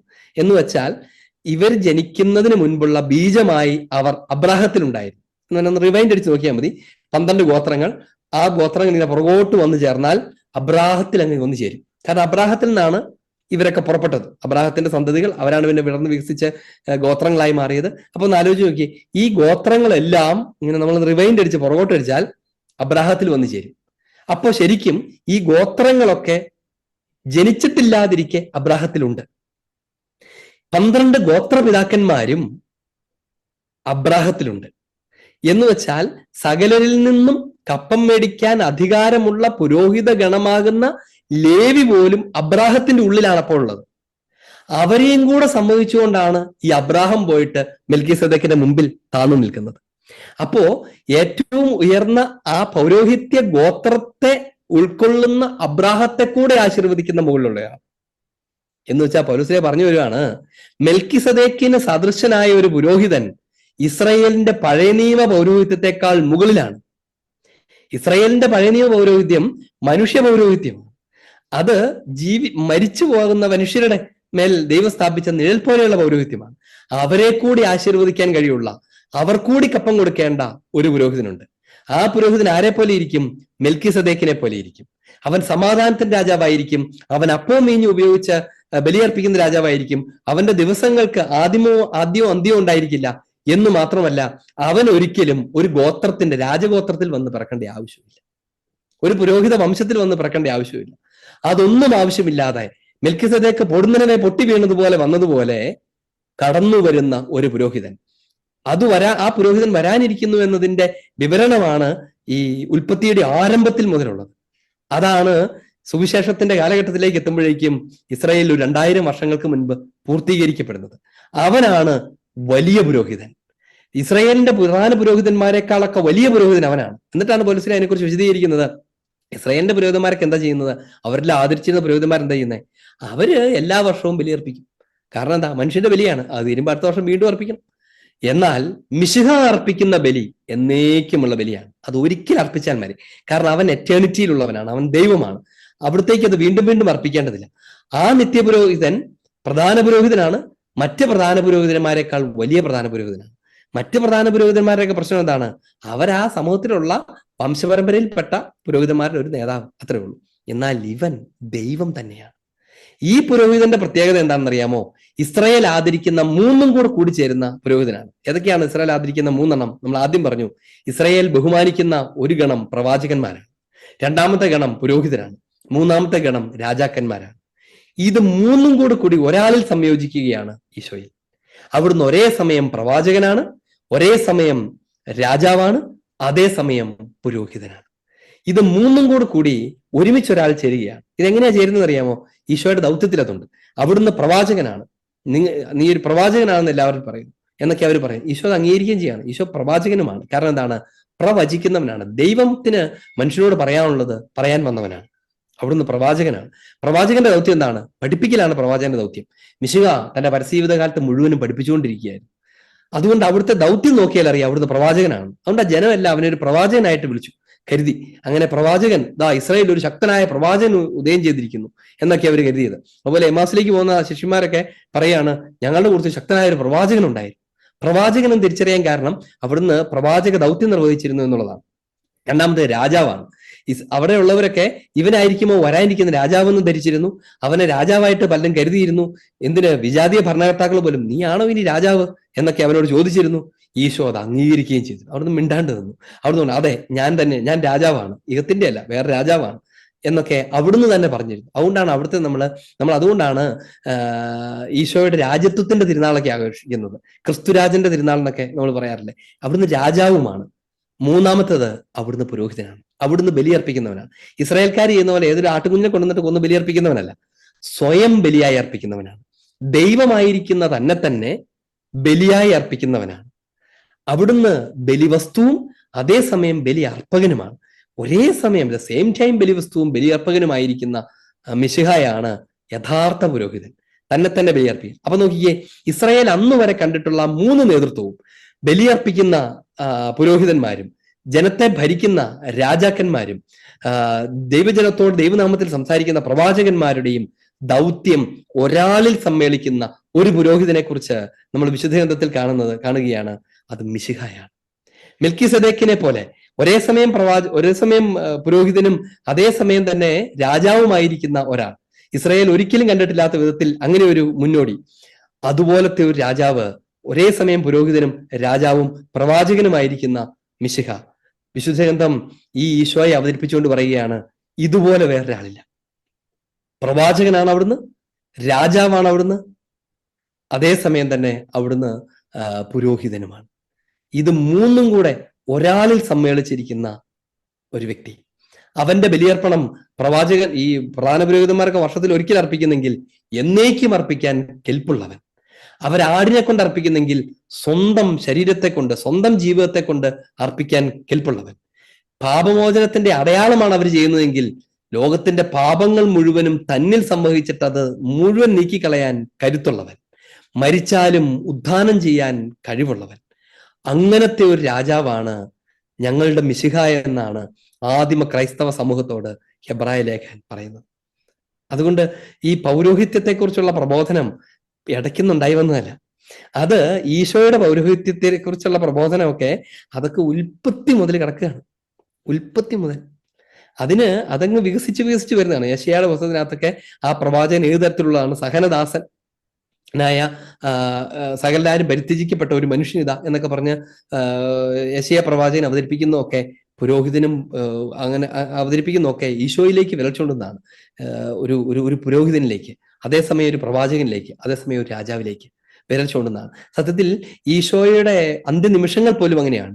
രാജാവിന്റെ പോലത്തെ മുടിയൊക്കെ ധരിപ്പിച്ച്, രാജാവിന്റെ മേലങ്കിയൊക്കെ ഇടിപ്പിച്ചിട്ട് അപമാനിക്കാൻ വേണ്ടിയാണ് ചെയ്യുന്നത്. പക്ഷെ അവർ പോലും അറിയാതെ ആ പുരോഹിതൻ, ബലിയർപ്പിക്കാനായി ഗൗൽത്താലയിലേക്ക് പോകുന്ന ആ പുരോഹിതൻ യഥാർത്ഥത്തിൽ രാജാവായിരുന്നു എന്ന് അംഗീകരിക്കുകയാണ്. അവന്റെ വാക്കുകളെ കേൾക്കുകയാണ്. അതിന്റെ ചുവട്ടിൽ നിന്ന ശതാധിപൻ, നേതൃത്വം കൊടുത്ത ശതാധിപൻ പറയുകയാണ്, ഈ മനുഷ്യൻ സത്യമായും ദൈവപുത്രനായിരുന്നു. അങ്ങനെ ലോകം മുഴുവനും അവനെ തിരിച്ചറിഞ്ഞെന്ന് മാത്രമല്ല, ലോകം മുഴുവനും തിരിച്ചറിഞ്ഞുകൊണ്ടേയിരിക്കുന്നു. യുഗാന്ത്യം വരെ അങ്ങനെ തിരിച്ചറിഞ്ഞുകൊണ്ടേയിരിക്കും. അങ്ങനെ ഒരു പുരോഹിതനെ കുറിച്ചാണ് വിശുദ്ധ ഗ്രന്ഥം സംസാരിക്കുന്നത്. ഞാൻ ഈ ചോദ്യത്തിന്റെ ഒരു ഭാഗമേ എന്ന് പറയാൻ പറ്റുള്ളൂ. അടുത്ത ദിവസം ആ പൗരോഹിത്യം എങ്ങനെയാണ് വൈദികരിലേക്ക് വരുന്നത്, ഈശോ ഒരു ബലിയെ അർപ്പിച്ചുള്ളെങ്കിൽ എങ്ങനെയാച്ചുള്ളെങ്കിൽ ഈ വൈദികരെന്തിനാണ് അത് വീണ്ടും വീണ്ടും അർപ്പിക്കുന്നത്, അങ്ങനെ അർപ്പിക്കേണ്ട കാര്യമുണ്ടോ, എന്നേക്കും ഒരു ബലി അർപ്പിച്ച് കഴിഞ്ഞില്ലേ എന്ന് തുടങ്ങുന്ന കാര്യങ്ങളെക്കുറിച്ചൊക്കെ നമുക്ക് അടുത്ത ക്ലാസ്സിൽ സംസാരിക്കാം. ഇനി ഇത്തിരി സമയം അങ്ങോട്ട് കടന്നു പോയത് കൊണ്ട് നമുക്ക് ചോദ്യോത്തരങ്ങളിലേക്ക് പ്രവേശിക്കാം.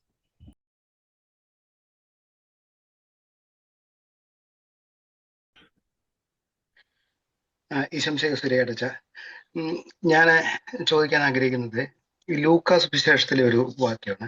അതായത് ലൂക്കയുടെ സുവിശേഷത്തില് 22-ാം അധ്യായം 35 തൊട്ട്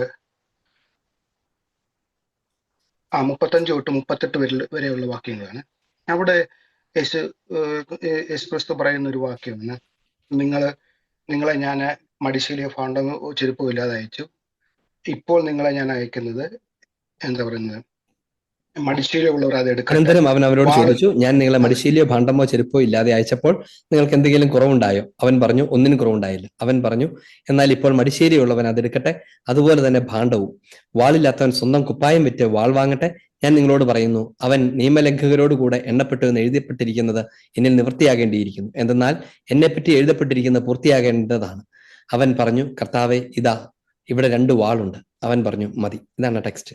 ചോദ്യം അതിന്റെ ഒരു വ്യാഖ്യാനം എന്ന് പറയുന്നത് നല്ലതായിരുന്നു. കാരണം പലപ്പോഴും ഒരു ക്വസ്റ്റ്യൻ വരുന്നത്, യേശു സമാധാനം സ്ഥാപിക്കാൻ വന്നിട്ട് ഈ വാളെടുക്കാൻ പറയുന്ന ഒരു വാക്യത്തെ കുറിച്ച് പറയുമ്പോഴത്തേക്കിന് പലരും അതിനെ ഒരു ദുർവ്യാഖ്യാനം ചെയ്യുന്നതായിട്ട് തോന്നുന്നുണ്ട്. അന്നേരം അതൊന്ന് എക്സ്പ്ലെയിൻ ചെയ്യുമായിരുന്നു.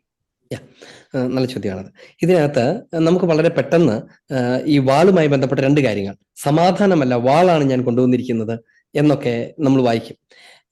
2-3 കാര്യങ്ങൾ ഇതിനകത്തുണ്ട്. ഒന്നാമത്തെ കാര്യം, കർത്താവ് അവരോട് പറയുകയാണ്, എന്റെ പ്രബോധനങ്ങളിലെല്ലാം നിങ്ങൾ കണ്ടിട്ടുള്ളത് എന്താണ് എന്ന് ഈശോ ഒന്ന് സ്ഥിരീകരിച്ചിട്ടാണ് ഇത് പറയുന്നത്. അല്ലാണ്ട് ചുമ്മാ കയറിയിട്ട് വാളെടുത്തോന്ന് പറയല്ല, വാളെടുത്തോ നമുക്ക് യുദ്ധത്തിന് പോയേക്കാം എന്ന് പറയല്ല ചെയ്യുന്നത്. പകരം ഈശോ പറയാണ്, ഞാൻ നിങ്ങളോട് ഇതൊന്നും എടുക്കാതെ പോകാനാണ് പറഞ്ഞത്. എന്ന് പറഞ്ഞാൽ ദൈവ പരിപാലനയിൽ ആശ്രയിക്കാനാണ് ഞാൻ നിങ്ങളോട് പറഞ്ഞിട്ടുള്ളത്.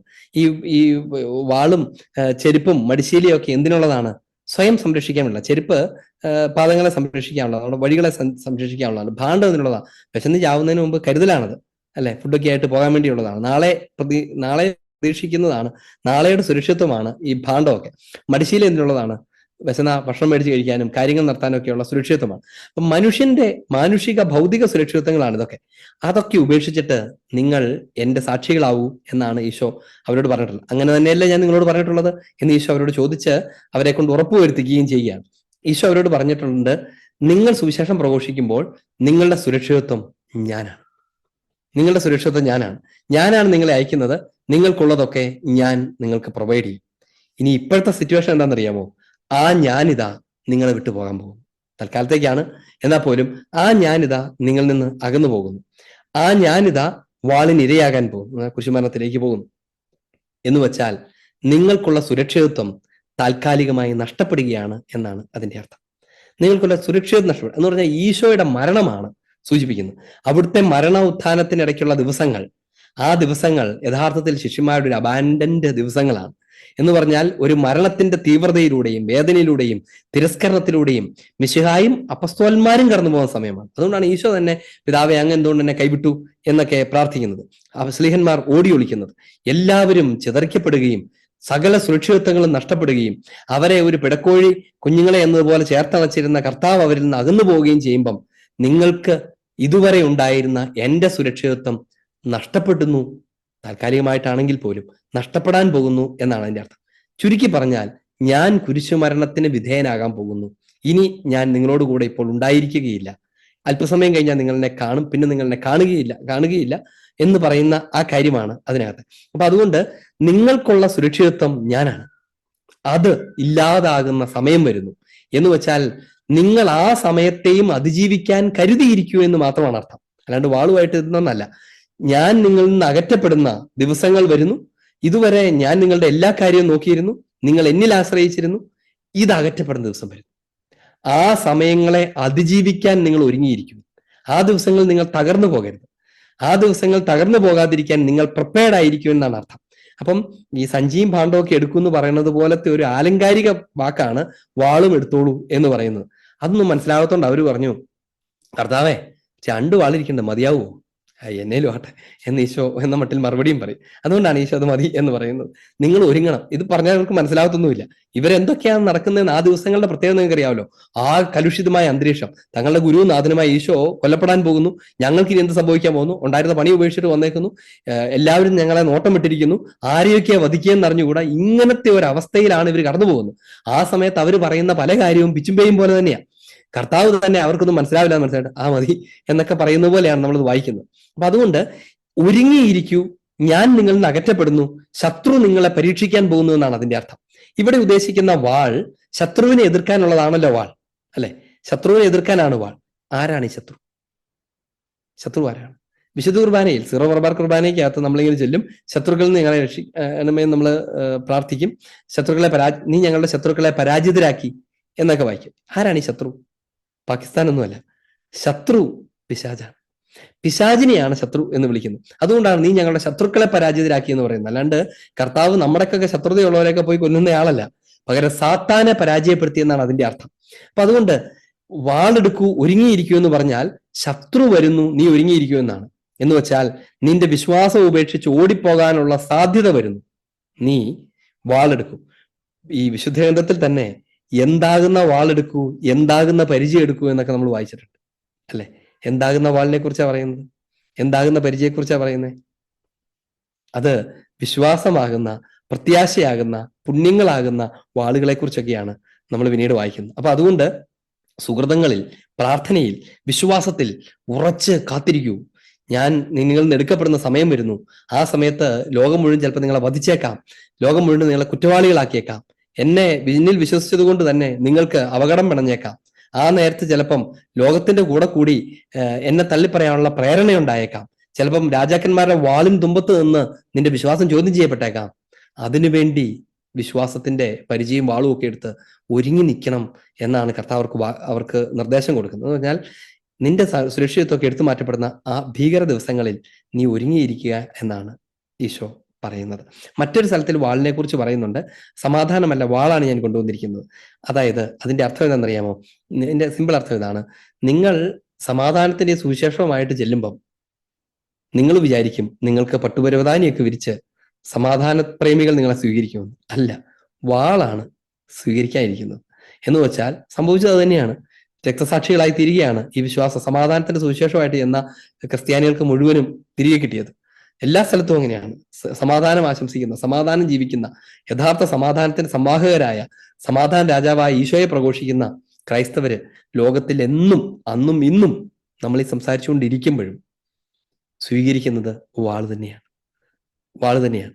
അപ്പൊ അതുകൊണ്ട് ഞാൻ കൊണ്ടുവന്നിരിക്കുന്ന സുവിശേഷം അത് വാളാണ് എന്നാണ് ഈശോ പറയുന്നത്. അത് ഭിന്നത ഉണ്ടാക്കുന്നതാണ്, ഭിന്നതയാണ് കൊണ്ടുവന്നിരിക്കുന്നത്. എന്ന് പറഞ്ഞാൽ നീ വിശ്വാസം സ്വീകരിച്ചെന്ന് വിചാരിച്ചു, ഭിന്നത അവിടെ കാത്തിരിക്കുന്നുണ്ട്. ഉദാഹരണത്തിന് നീ ഒരു ഓഫീസിൽ ജോലി ചെയ്യുന്നു. ആ ഓഫീസിൽ നീ കർത്താവിന്റെ നാമത്തിൽ ജീവിക്കുന്നു, ഞാൻ കൈക്കൂലി മേടിക്കത്തില്ല എന്ന് പറഞ്ഞു നിൽക്കും. എന്തുണ്ടാവും? ബാക്കി എല്ലാവരും ഒറ്റക്കെട്ടും, നീ വേറൊരാളുമായിരിക്കും. കുറച്ച് ദിവസത്തിനുള്ളിൽ അവരെന്തെങ്കിലും കാരണം ഉണ്ടാക്കി നിന്നെ പുറത്താക്കും. ഇനി ഒരു കുടുംബത്തിനകത്ത് നീ മാത്രം വിശ്വാസം സ്വീകരിക്കുന്നു, മറ്റുള്ളവരുമായിട്ട് നിനക്ക് സ്നേഹം വർദ്ധിക്കുകയല്ല ചെയ്യാൻ പോകുന്നത്, അവർ നിന്നെ പുറത്താക്കും. അവിടെ ഭിന്നതയുണ്ടാകും. അപ്പം ഭിന്നത വിലയായി കൊടുക്കേണ്ടി വരും നിന്റെ വിശ്വാസം സംരക്ഷിക്കാൻ എന്നൊക്കെയാണ് അതിന്റെ അർത്ഥം. എന്ന് വെച്ചാൽ വളരെ കുശാലായി പ്രഘോഷിക്കുന്ന സമാധാനത്തിന് ചേർന്ന സമാധാന ജീവിതം ക്രിസ്ത്യാനിക്ക് ഉണ്ടാവത്തില്ല എന്നാണ് അതിന്റെ ചുരുക്കർത്ഥം. ഇത് രണ്ടും വാളിനോട് ബന്ധപ്പെട്ടതായതുകൊണ്ട് ഞാനങ്ങ് പറഞ്ഞത് മാത്രം. ഈ യോഹന്നാന്റെ സുവിശേഷത്തില് 9ാം അധ്യായത്തില് അതിനകത്ത് മാത്രമല്ല ഈ 35 വാക്യങ്ങളില് യോഹന്നാൻ 9:35 പുറത്ത് അവനെ കണ്ടപ്പോൾ യേശു ചോദിച്ചു, മനുഷ്യപുത്രൻ നീ വിശ്വസിക്കുന്നുവോ? അവൻ ചോദിച്ചു, കർത്താവെ ഞാൻ അവനെ വിശ്വസിക്കേണ്ടതിന്. അപ്പൊ അവിടെ അവര് കർത്താവേന്ന് അഭിസംബോധന ചെയ്യുന്നുണ്ടല്ലോ, മറ്റേ അന്തൻ. അപ്പൊ അതൊരു ലൂസ് ആയിട്ടുള്ള ഒരു ഇതല്ല. ശരിക്കും അവൻ ആ വാക്കിന്റെ അർത്ഥം മനസ്സിലാക്കിയിട്ട് തന്നെയാണോ പുള്ളി അത് കർത്താവിന് ഉപയോഗിക്കുന്നത്? അതോ അവിടെ നമ്മൾ കാണുന്നു എന്തെങ്കിലും മനസ്സിലാക്കേണ്ടതായിട്ടുണ്ടോ? അത് സുവിശേഷകാരന്മാർ പിന്നീട് ഈ സംഭവം രേഖപ്പെടുത്തുമ്പോൾ സൂക്ഷ്മമായി അവിടെ കർത്താവെ എന്ന് തന്നെ എഴുതുന്നുണ്ട്. രണ്ടർത്ഥത്തിലാണ്. ഒന്ന്, ലോർഡ് എന്ന് ഒരുമാതിരിപ്പെട്ട യജമാന്മാരെയൊക്കെ പല സമയത്തും വിളിക്കാറുണ്ട്. അതാണ് അതിന്റെ നേരിട്ടുള്ള, ഒരുപക്ഷെ അവൻ പോലും അവിടെ വിളിച്ചപ്പോഴുള്ള അർത്ഥം, അവൻ ഉദ്ദേശിച്ച അർത്ഥം, ഇപ്പൊ നമ്മൾ ഭിക്ഷക്കാരൊക്കെ ആളുകളെ കാണുമ്പോഴത്തെ അവരോട് ഭയങ്കര സാർ, അമ്മ എന്നൊക്കെ പറഞ്ഞ് വിളിക്കുകയല്ലേ, അങ്ങനെയൊക്കെ വിളിക്കില്ല. അപ്പൊ അതവന് കാര്യം നടക്കാൻ വേണ്ടി ചോദിക്കുന്നത് പോലെയാണ്. അവന്റെ ബൗദ്ധിക അവസ്ഥയിൽ നിന്ന്, അവന്റെ ബുദ്ധിയിൽ നിന്നോ അവനേക്കാൾ വലിയ എല്ലാവരും ആദരിക്കുന്ന ഒരാൾ എന്നുള്ള അർത്ഥത്തിലായിരിക്കാം അവൻ ചിലപ്പോൾ കർത്താവെ എന്ന് വിളിച്ചത്. എന്നാൽ യോഹന്നാന്റെ സുവിശേഷം രേഖപ്പെടുത്തുമ്പോൾ വിശുദ്ധ യോഹന്നാൻ ആ പദം വീണ്ടും ആവർത്തിക്കുമ്പം അതിനർത്ഥം വീണ്ടും മാറും. അതായത് അവന്റെ അധരങ്ങൾ അതാണ് പറഞ്ഞെങ്കിലും അവന്റെ ആത്മാവ് ശരിയായി പറഞ്ഞു എന്നാണ് അതിന്റെ അർത്ഥം. അവന്റെ വാക്കുകൊണ്ട് അവൻ അറിയാതെ പറഞ്ഞതാണ്, പക്ഷെ അവന്റെ ആത്മാവ് ശരിയായിട്ടാണ് സംസാരിച്ചത്. ഇത് പല സ്ഥലങ്ങളിൽ നമ്മൾ കാണും. പ്രധാന പുരോഹിതൻ കയ്യഫാസ് പറയുകയാണ്, അനേകർ രക്ഷപ്പെടുന്നതിന് വേണ്ടി ഒരാൾ മരിക്കുന്നത് നല്ലതാണ്, അനേകർക്ക് വേണ്ടി ഒരാൾ കൊല്ലപ്പെടുന്നത് നല്ലതാണ്. തിയററ്റിക്കലി ശരിയല്ലേ? ഒരാള് എല്ലാവർക്കും ഭീഷണിയാണെങ്കിൽ അവനെ കൊന്നാൽ ബാക്കിയുള്ളവർക്ക് സമാധാനമാവും. അപ്പൊ അതുകൊണ്ട് ആ കൊലപാതകം കുഴപ്പമില്ല എന്ന് ഈ പ്രധാന പുരോഹിതൻ പറയാണ്. സത്യത്തിൽ അവൻ ഉദ്ദേശിക്കുന്നത് എന്താണ്? എന്ത് വന്നാലും കർത്താവിനെ കൊല്ലണം എന്നാണ് അവന്റെ ന്യായം. പക്ഷേ ആ സ്ഥാനത്തിരിക്കുന്ന ആ സ്ഥാനത്തിന് ചേർന്ന വിധത്തിൽ അവനറിയാതെ അവന്റെ ആത്മാവ് പറയുന്നത് ദൈവിക രഹസ്യമാണ്. എന്താണത്? ലോക ജനതയ്ക്ക് വേണ്ടി, മനുഷ്യവംശത്തിന് വേണ്ടി ഒരാൾ മരിക്കുന്നത് ഉചിതമാണ്. അതുകൊണ്ടാണ് പിതാവ് തന്റെ പുത്രനെ അയക്കുന്നത്. ഈശോയുടെ കുരിശുമരണം യഥാർത്ഥ നന്മയായി മാറുന്നു.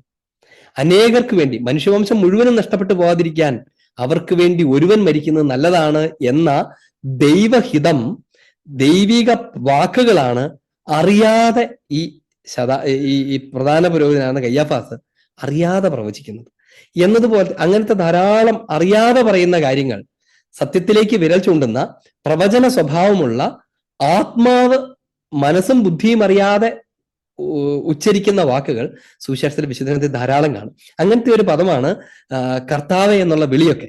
അവനതിന്റെ അർത്ഥം മുഴുവൻ അറിഞ്ഞിട്ടില്ല, പക്ഷെ ഇന്ന് നമ്മളത് വായിക്കുമ്പം അതിന്റെ അർത്ഥം പൂർണ്ണമാണ്. അതുകൊണ്ട് അന്ന് അവൻ പോലും അറിയാതിരുന്ന അവന്റെ ആത്മാവിന്റെ തിരിച്ചറിവാണ് പിന്നീട് ഈ സുവിശേഷത്തിൽ അങ്ങനെ തന്നെ വ്യക്തമായിട്ട് എഴുതാൻ കാരണം. സ്തുതിയായിരിക്കട്ടെ. അച്ഛാ, ഈ മത്തായിയുടെ സുവിശേഷം 12-ാം അധ്യായം 32-ാം വാചകത്തില്, മത്തായി 12, ഞാനോട് നിർത്തോട്ടെ, ഞാനിത് കണ്ടുപിടിക്കാൻ നേരം എടുക്കും. 12:32 അല്ലെ? ഈ യുഗത്തിലും അടുത്ത യുഗത്തിലും എന്ന് പറയുന്നത് മനുഷ്യപുത്രനെതിരായി ആരെങ്കിലും ഒരു വാക്ക് പറഞ്ഞാൽ അത് ക്ഷമിക്കപ്പെടും. എന്നാൽ പരിശുദ്ധാത്മാവിനെതിരായി ആരെങ്കിലും സംസാരിച്ചാൽ ഈ യുഗത്തിലോ വരാനിരിക്കുന്ന യുഗത്തിലോ ക്ഷമിക്കപ്പെടുകയില്ല. നമ്മൾ ആക്ച്വലി കത്തോലിക്ക സഭയുടെ വിശ്വാസം അനുസരിച്ച് നമ്മൾ പാപങ്ങൾ ഏറ്റുപറയുന്ന കുമ്പസാരം വഴി എല്ലാ പാപങ്ങളും ക്ഷമിക്കപ്പെടുമെന്നല്ലേ? അപ്പൊ ഇവിടെ ഇത് എന്തിനാണ് ചിലത് അടുത്ത യുഗം ഉദ്ദേശിക്കുന്നത്? ശുദ്ധീകരണ സ്ഥലമാണ് ഉദ്ദേശിക്കുന്നത്? അതെയോ എന്താ? എനിക്ക് ഇച്ചിരി കൺഫ്യൂഷൻ, അതുകൊണ്ടാണ് എക്സ്പ്ലെയിൻ ചെയ്യുന്നത്. നല്ല ചോദ്യമാണ്. ചോദ്യം ചോദിച്ച ആൾ തന്നെ ശാല ഉത്തരം പറഞ്ഞതുകൊണ്ട് എനിക്ക് എളുപ്പമായി. ഒന്നാമത്തേത്, ഞാൻ അതിന്റെ ചോദിക്കാത്ത ഭാഗങ്ങൾ എന്ന് പറഞ്ഞിട്ടങ്ങ് പോകാം. നമ്മൾ ഏതായാലും ഇത് വായിച്ചതല്ലേ. മനുഷ്യപുത്രനെതിരെ ആരും പറഞ്ഞാലും ക്ഷമിക്കും, എന്നാൽ പരിശുദ്ധാത്മാവിനെതിരായി പറഞ്ഞാൽ ക്ഷമിക്കപ്പെടുകയില്ല. ഇതെന്ത് പരിപാടിയാണ്? ഈശോയ്ക്കെതിരെ പറഞ്ഞാൽ കുഴപ്പമില്ല, ക്ഷമിക്കും. പക്ഷെ പരിശുദ്ധാത്മാവിനെതിരായി പറഞ്ഞാൽ ക്ഷമിക്കുകയില്ല. ഇതെങ്ങനെ ശരിയാവും? ഇവരുടെ രണ്ട് തരത്തിലുള്ള ആൾക്കാരാണ്. പരിശുദ്ധാത്മാവ് ഈശോയ്ക്ക് ശേഷം, അഥവാ ഈശോ അയക്കുന്ന പരിശുദ്ധാത്മാവല്ലേ. അപ്പം എന്നിട്ട് പരിശുദ്ധാത്മാവിനെതിരെ പറഞ്ഞാൽ എന്താ ക്ഷമിക്കപ്പെടാത്തത്?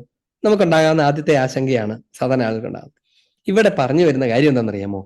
പരിശുദ്ധാത്മാവിന്റെ ദൗത്യത്തെക്കുറിച്ചാണ് പറയുന്നത്. പരിശുദ്ധാത്മാവ് ആരാണ് എന്ന സത്യത്തിൽ പറയുന്നത്. പരിശുദ്ധാത്മാവ് ആരാണ്? നമുക്കറിയാവുന്ന പോലെ കൂദാശകൾ പറന്നിറങ്ങുന്ന, കൂദാശകളെ പൂർത്തീകരിക്കുന്ന, മിശിഹായിലൂടെ പ്രവർത്തിക്കുന്ന ആത്മാവാണ്, വ്യക്തിയാണ്, ദൈവീയ വ്യക്തിയാണ് പരിശുദ്ധാത്മാവ്. ഈശോ തന്നെ പലപ്പോഴും പറഞ്ഞിട്ടുണ്ട്, ഞാൻ അശുദ്ധാത്മാക്കളെ പുറത്താക്കുന്നത് ദൈവകരത്താലാണ്. ആ കരം പരിശുദ്ധാത്മാവാണെന്നൊക്കെ നമ്മൾ നേരത്തെ പറഞ്ഞിട്ടുണ്ട്. റൂഹായാണ്. റൂഹ എന്ന വാക്ക് ഉപയോഗിക്കുന്നതാണ് ഏറ്റവും ഉചിതം. കാരണം റൂഹ എന്ന ഈശോ ഉപയോഗിച്ച പരിശുദ്ധാത്മാവിനെ സൂചിപ്പിക്കുന്ന പദത്തിന് തത്തുല്യമായ ഭാഷാന്തരമില്ല. പരിശുദ്ധാത്മാവ് നമ്മൾ പറയുമെങ്കിലും, കേൾക്കാൻ സുഖമുണ്ടെങ്കിലും, ചുമ്മാ ഒരു പരിശുദ്ധനായ ഒരു ആത്മാവല്ല അത്. അതുകൊണ്ട് പരിശുദ്ധാത്മാവ് എന്ന് പറയുന്നത് അത്ര ഉചിതമായ ഒരു പരിഭാഷയല്ല. ഇനി ദൈവാരൂപി എന്ന് വേണേൽ പറയാം, കുറച്ചുകൂടെ മെച്ചപ്പെട്ടതാണ്. കാരണം ദൈവത്തിൻ്റെതാണ്, ദൈവത്തിൽ നിന്നുള്ളതാണ്, അവിടുന്ന് അരൂപിയാണ് എന്നുള്ള അർത്ഥം. പക്ഷെ പിതാവും അരൂപിയാണ്, അതുകൊണ്ട് അതിനൊരു ശകലം വരും. പിന്നെ നമുക്ക് ഉപയോഗിക്കാവുന്ന എന്താ? ഈശോ തന്നെ ഉപയോഗിച്ച ആ പദം തന്നെ ഉപയോഗിക്കാൻ നമുക്ക് പറ്റും. അത് റൂഹ എന്നാണ്. അതുകൊണ്ട് നമ്മുടെ പഴയകാല ക്രിസ്ത്യാനികളൊക്കെ ബാവായിക്കും പുത്രനും പരിശുദ്ധ റൂഹായിക്കും സ്തുതിയായിരിക്കട്ടെ എന്നാണ് ചൊല്ലിക്കൊണ്ടിരുന്നത്. നമ്മുടെ പഴയ കാരണന്മാരൊക്കെ ചൊല്ലിക്കൊണ്ടിരുന്നത് അങ്ങനെയാണ്. നമ്മളിപ്പോൾ പൊതുവിൽ അത് ഉപയോഗിക്കുന്നത് കൊണ്ട് ഞാനാണെങ്കിലും അത് രണ്ടും മാറി മാറി പറയാറുണ്ട്. ഞാനത് കൂടുതൽ പ്രിഫർ ചെയ്യേണ്ടത് റൂഹ എന്നാണ് എന്ന് പറഞ്ഞത് മാത്രമേ ഉള്ളൂ. റൂഹ. അപ്പം ഈ റൂഹയുടെ ദൗത്യം എന്താണ്? റൂഹായുടെ ദൗത്യം മിശിഹായുടെ ശുശ്രൂഷകൾ പകർന്നു കൊടുക്കുന്ന ദൗത്യമാണ്. അതിൽപ്പെടുന്ന പ്രധാനപ്പെട്ട ഒരു ശുശ്രൂഷയാണ് പാപമോചനം. പാപമോചനം, ദൈവകൃപകൾ നൽകൽ.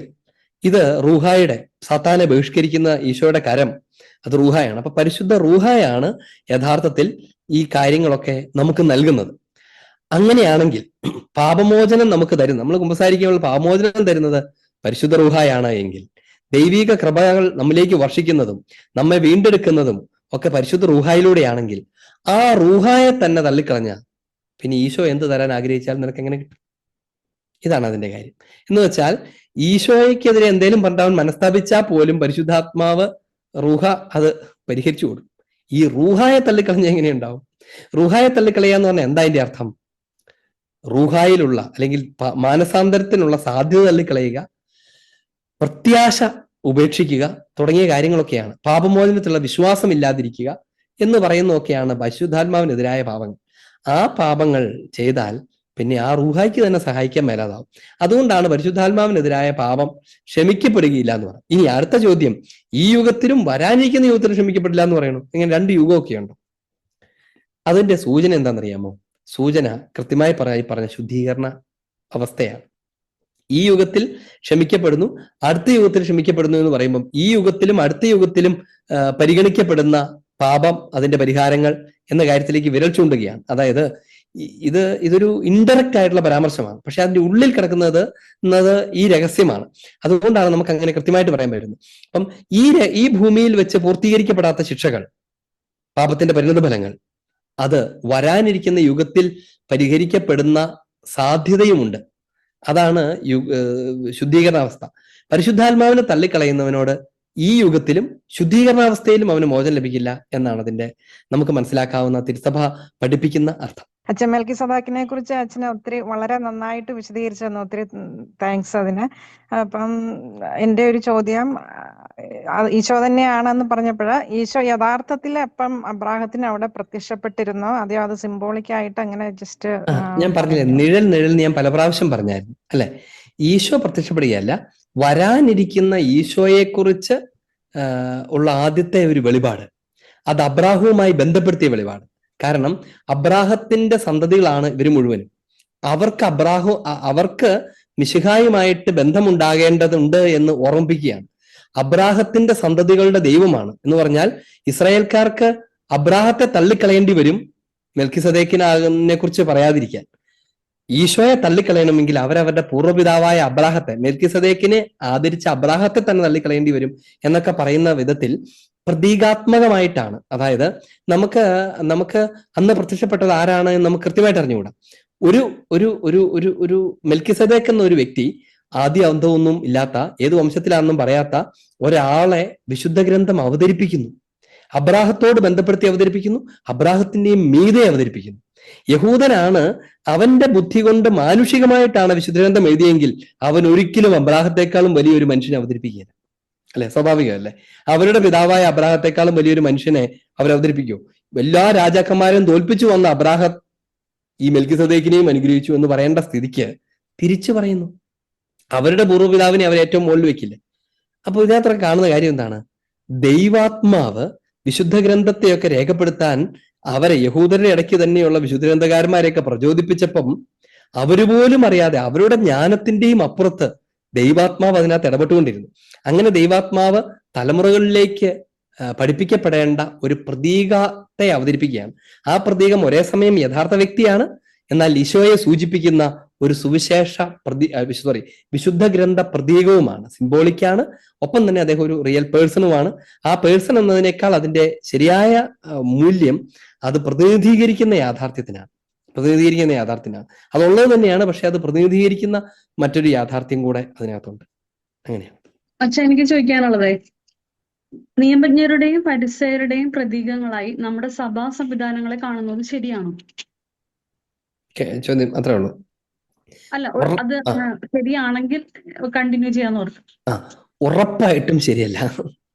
ഉറപ്പായിട്ടും ശരിയല്ല. അതിന് ഇതുമായിട്ടൊരു ബന്ധവുമില്ല. നിയമജ്ഞരും ഫരിസേയരും ഈശോ തന്നെ ക്രിട്ടിസൈസ് ചെയ്തിരുന്നു അവരെ. അതിന് കാരണം അങ്ങനെ ക്രിട്ടിസൈസ് ചെയ്തിരുന്ന ആ ഈശോയുടെ പൗരോഹിത്യമാണ് ഈശോ കൈമാറുന്നത്. പഴയ നിയമ പൗരോഹിത്യമല്ല ഈശോ കൈമാറുന്നത്.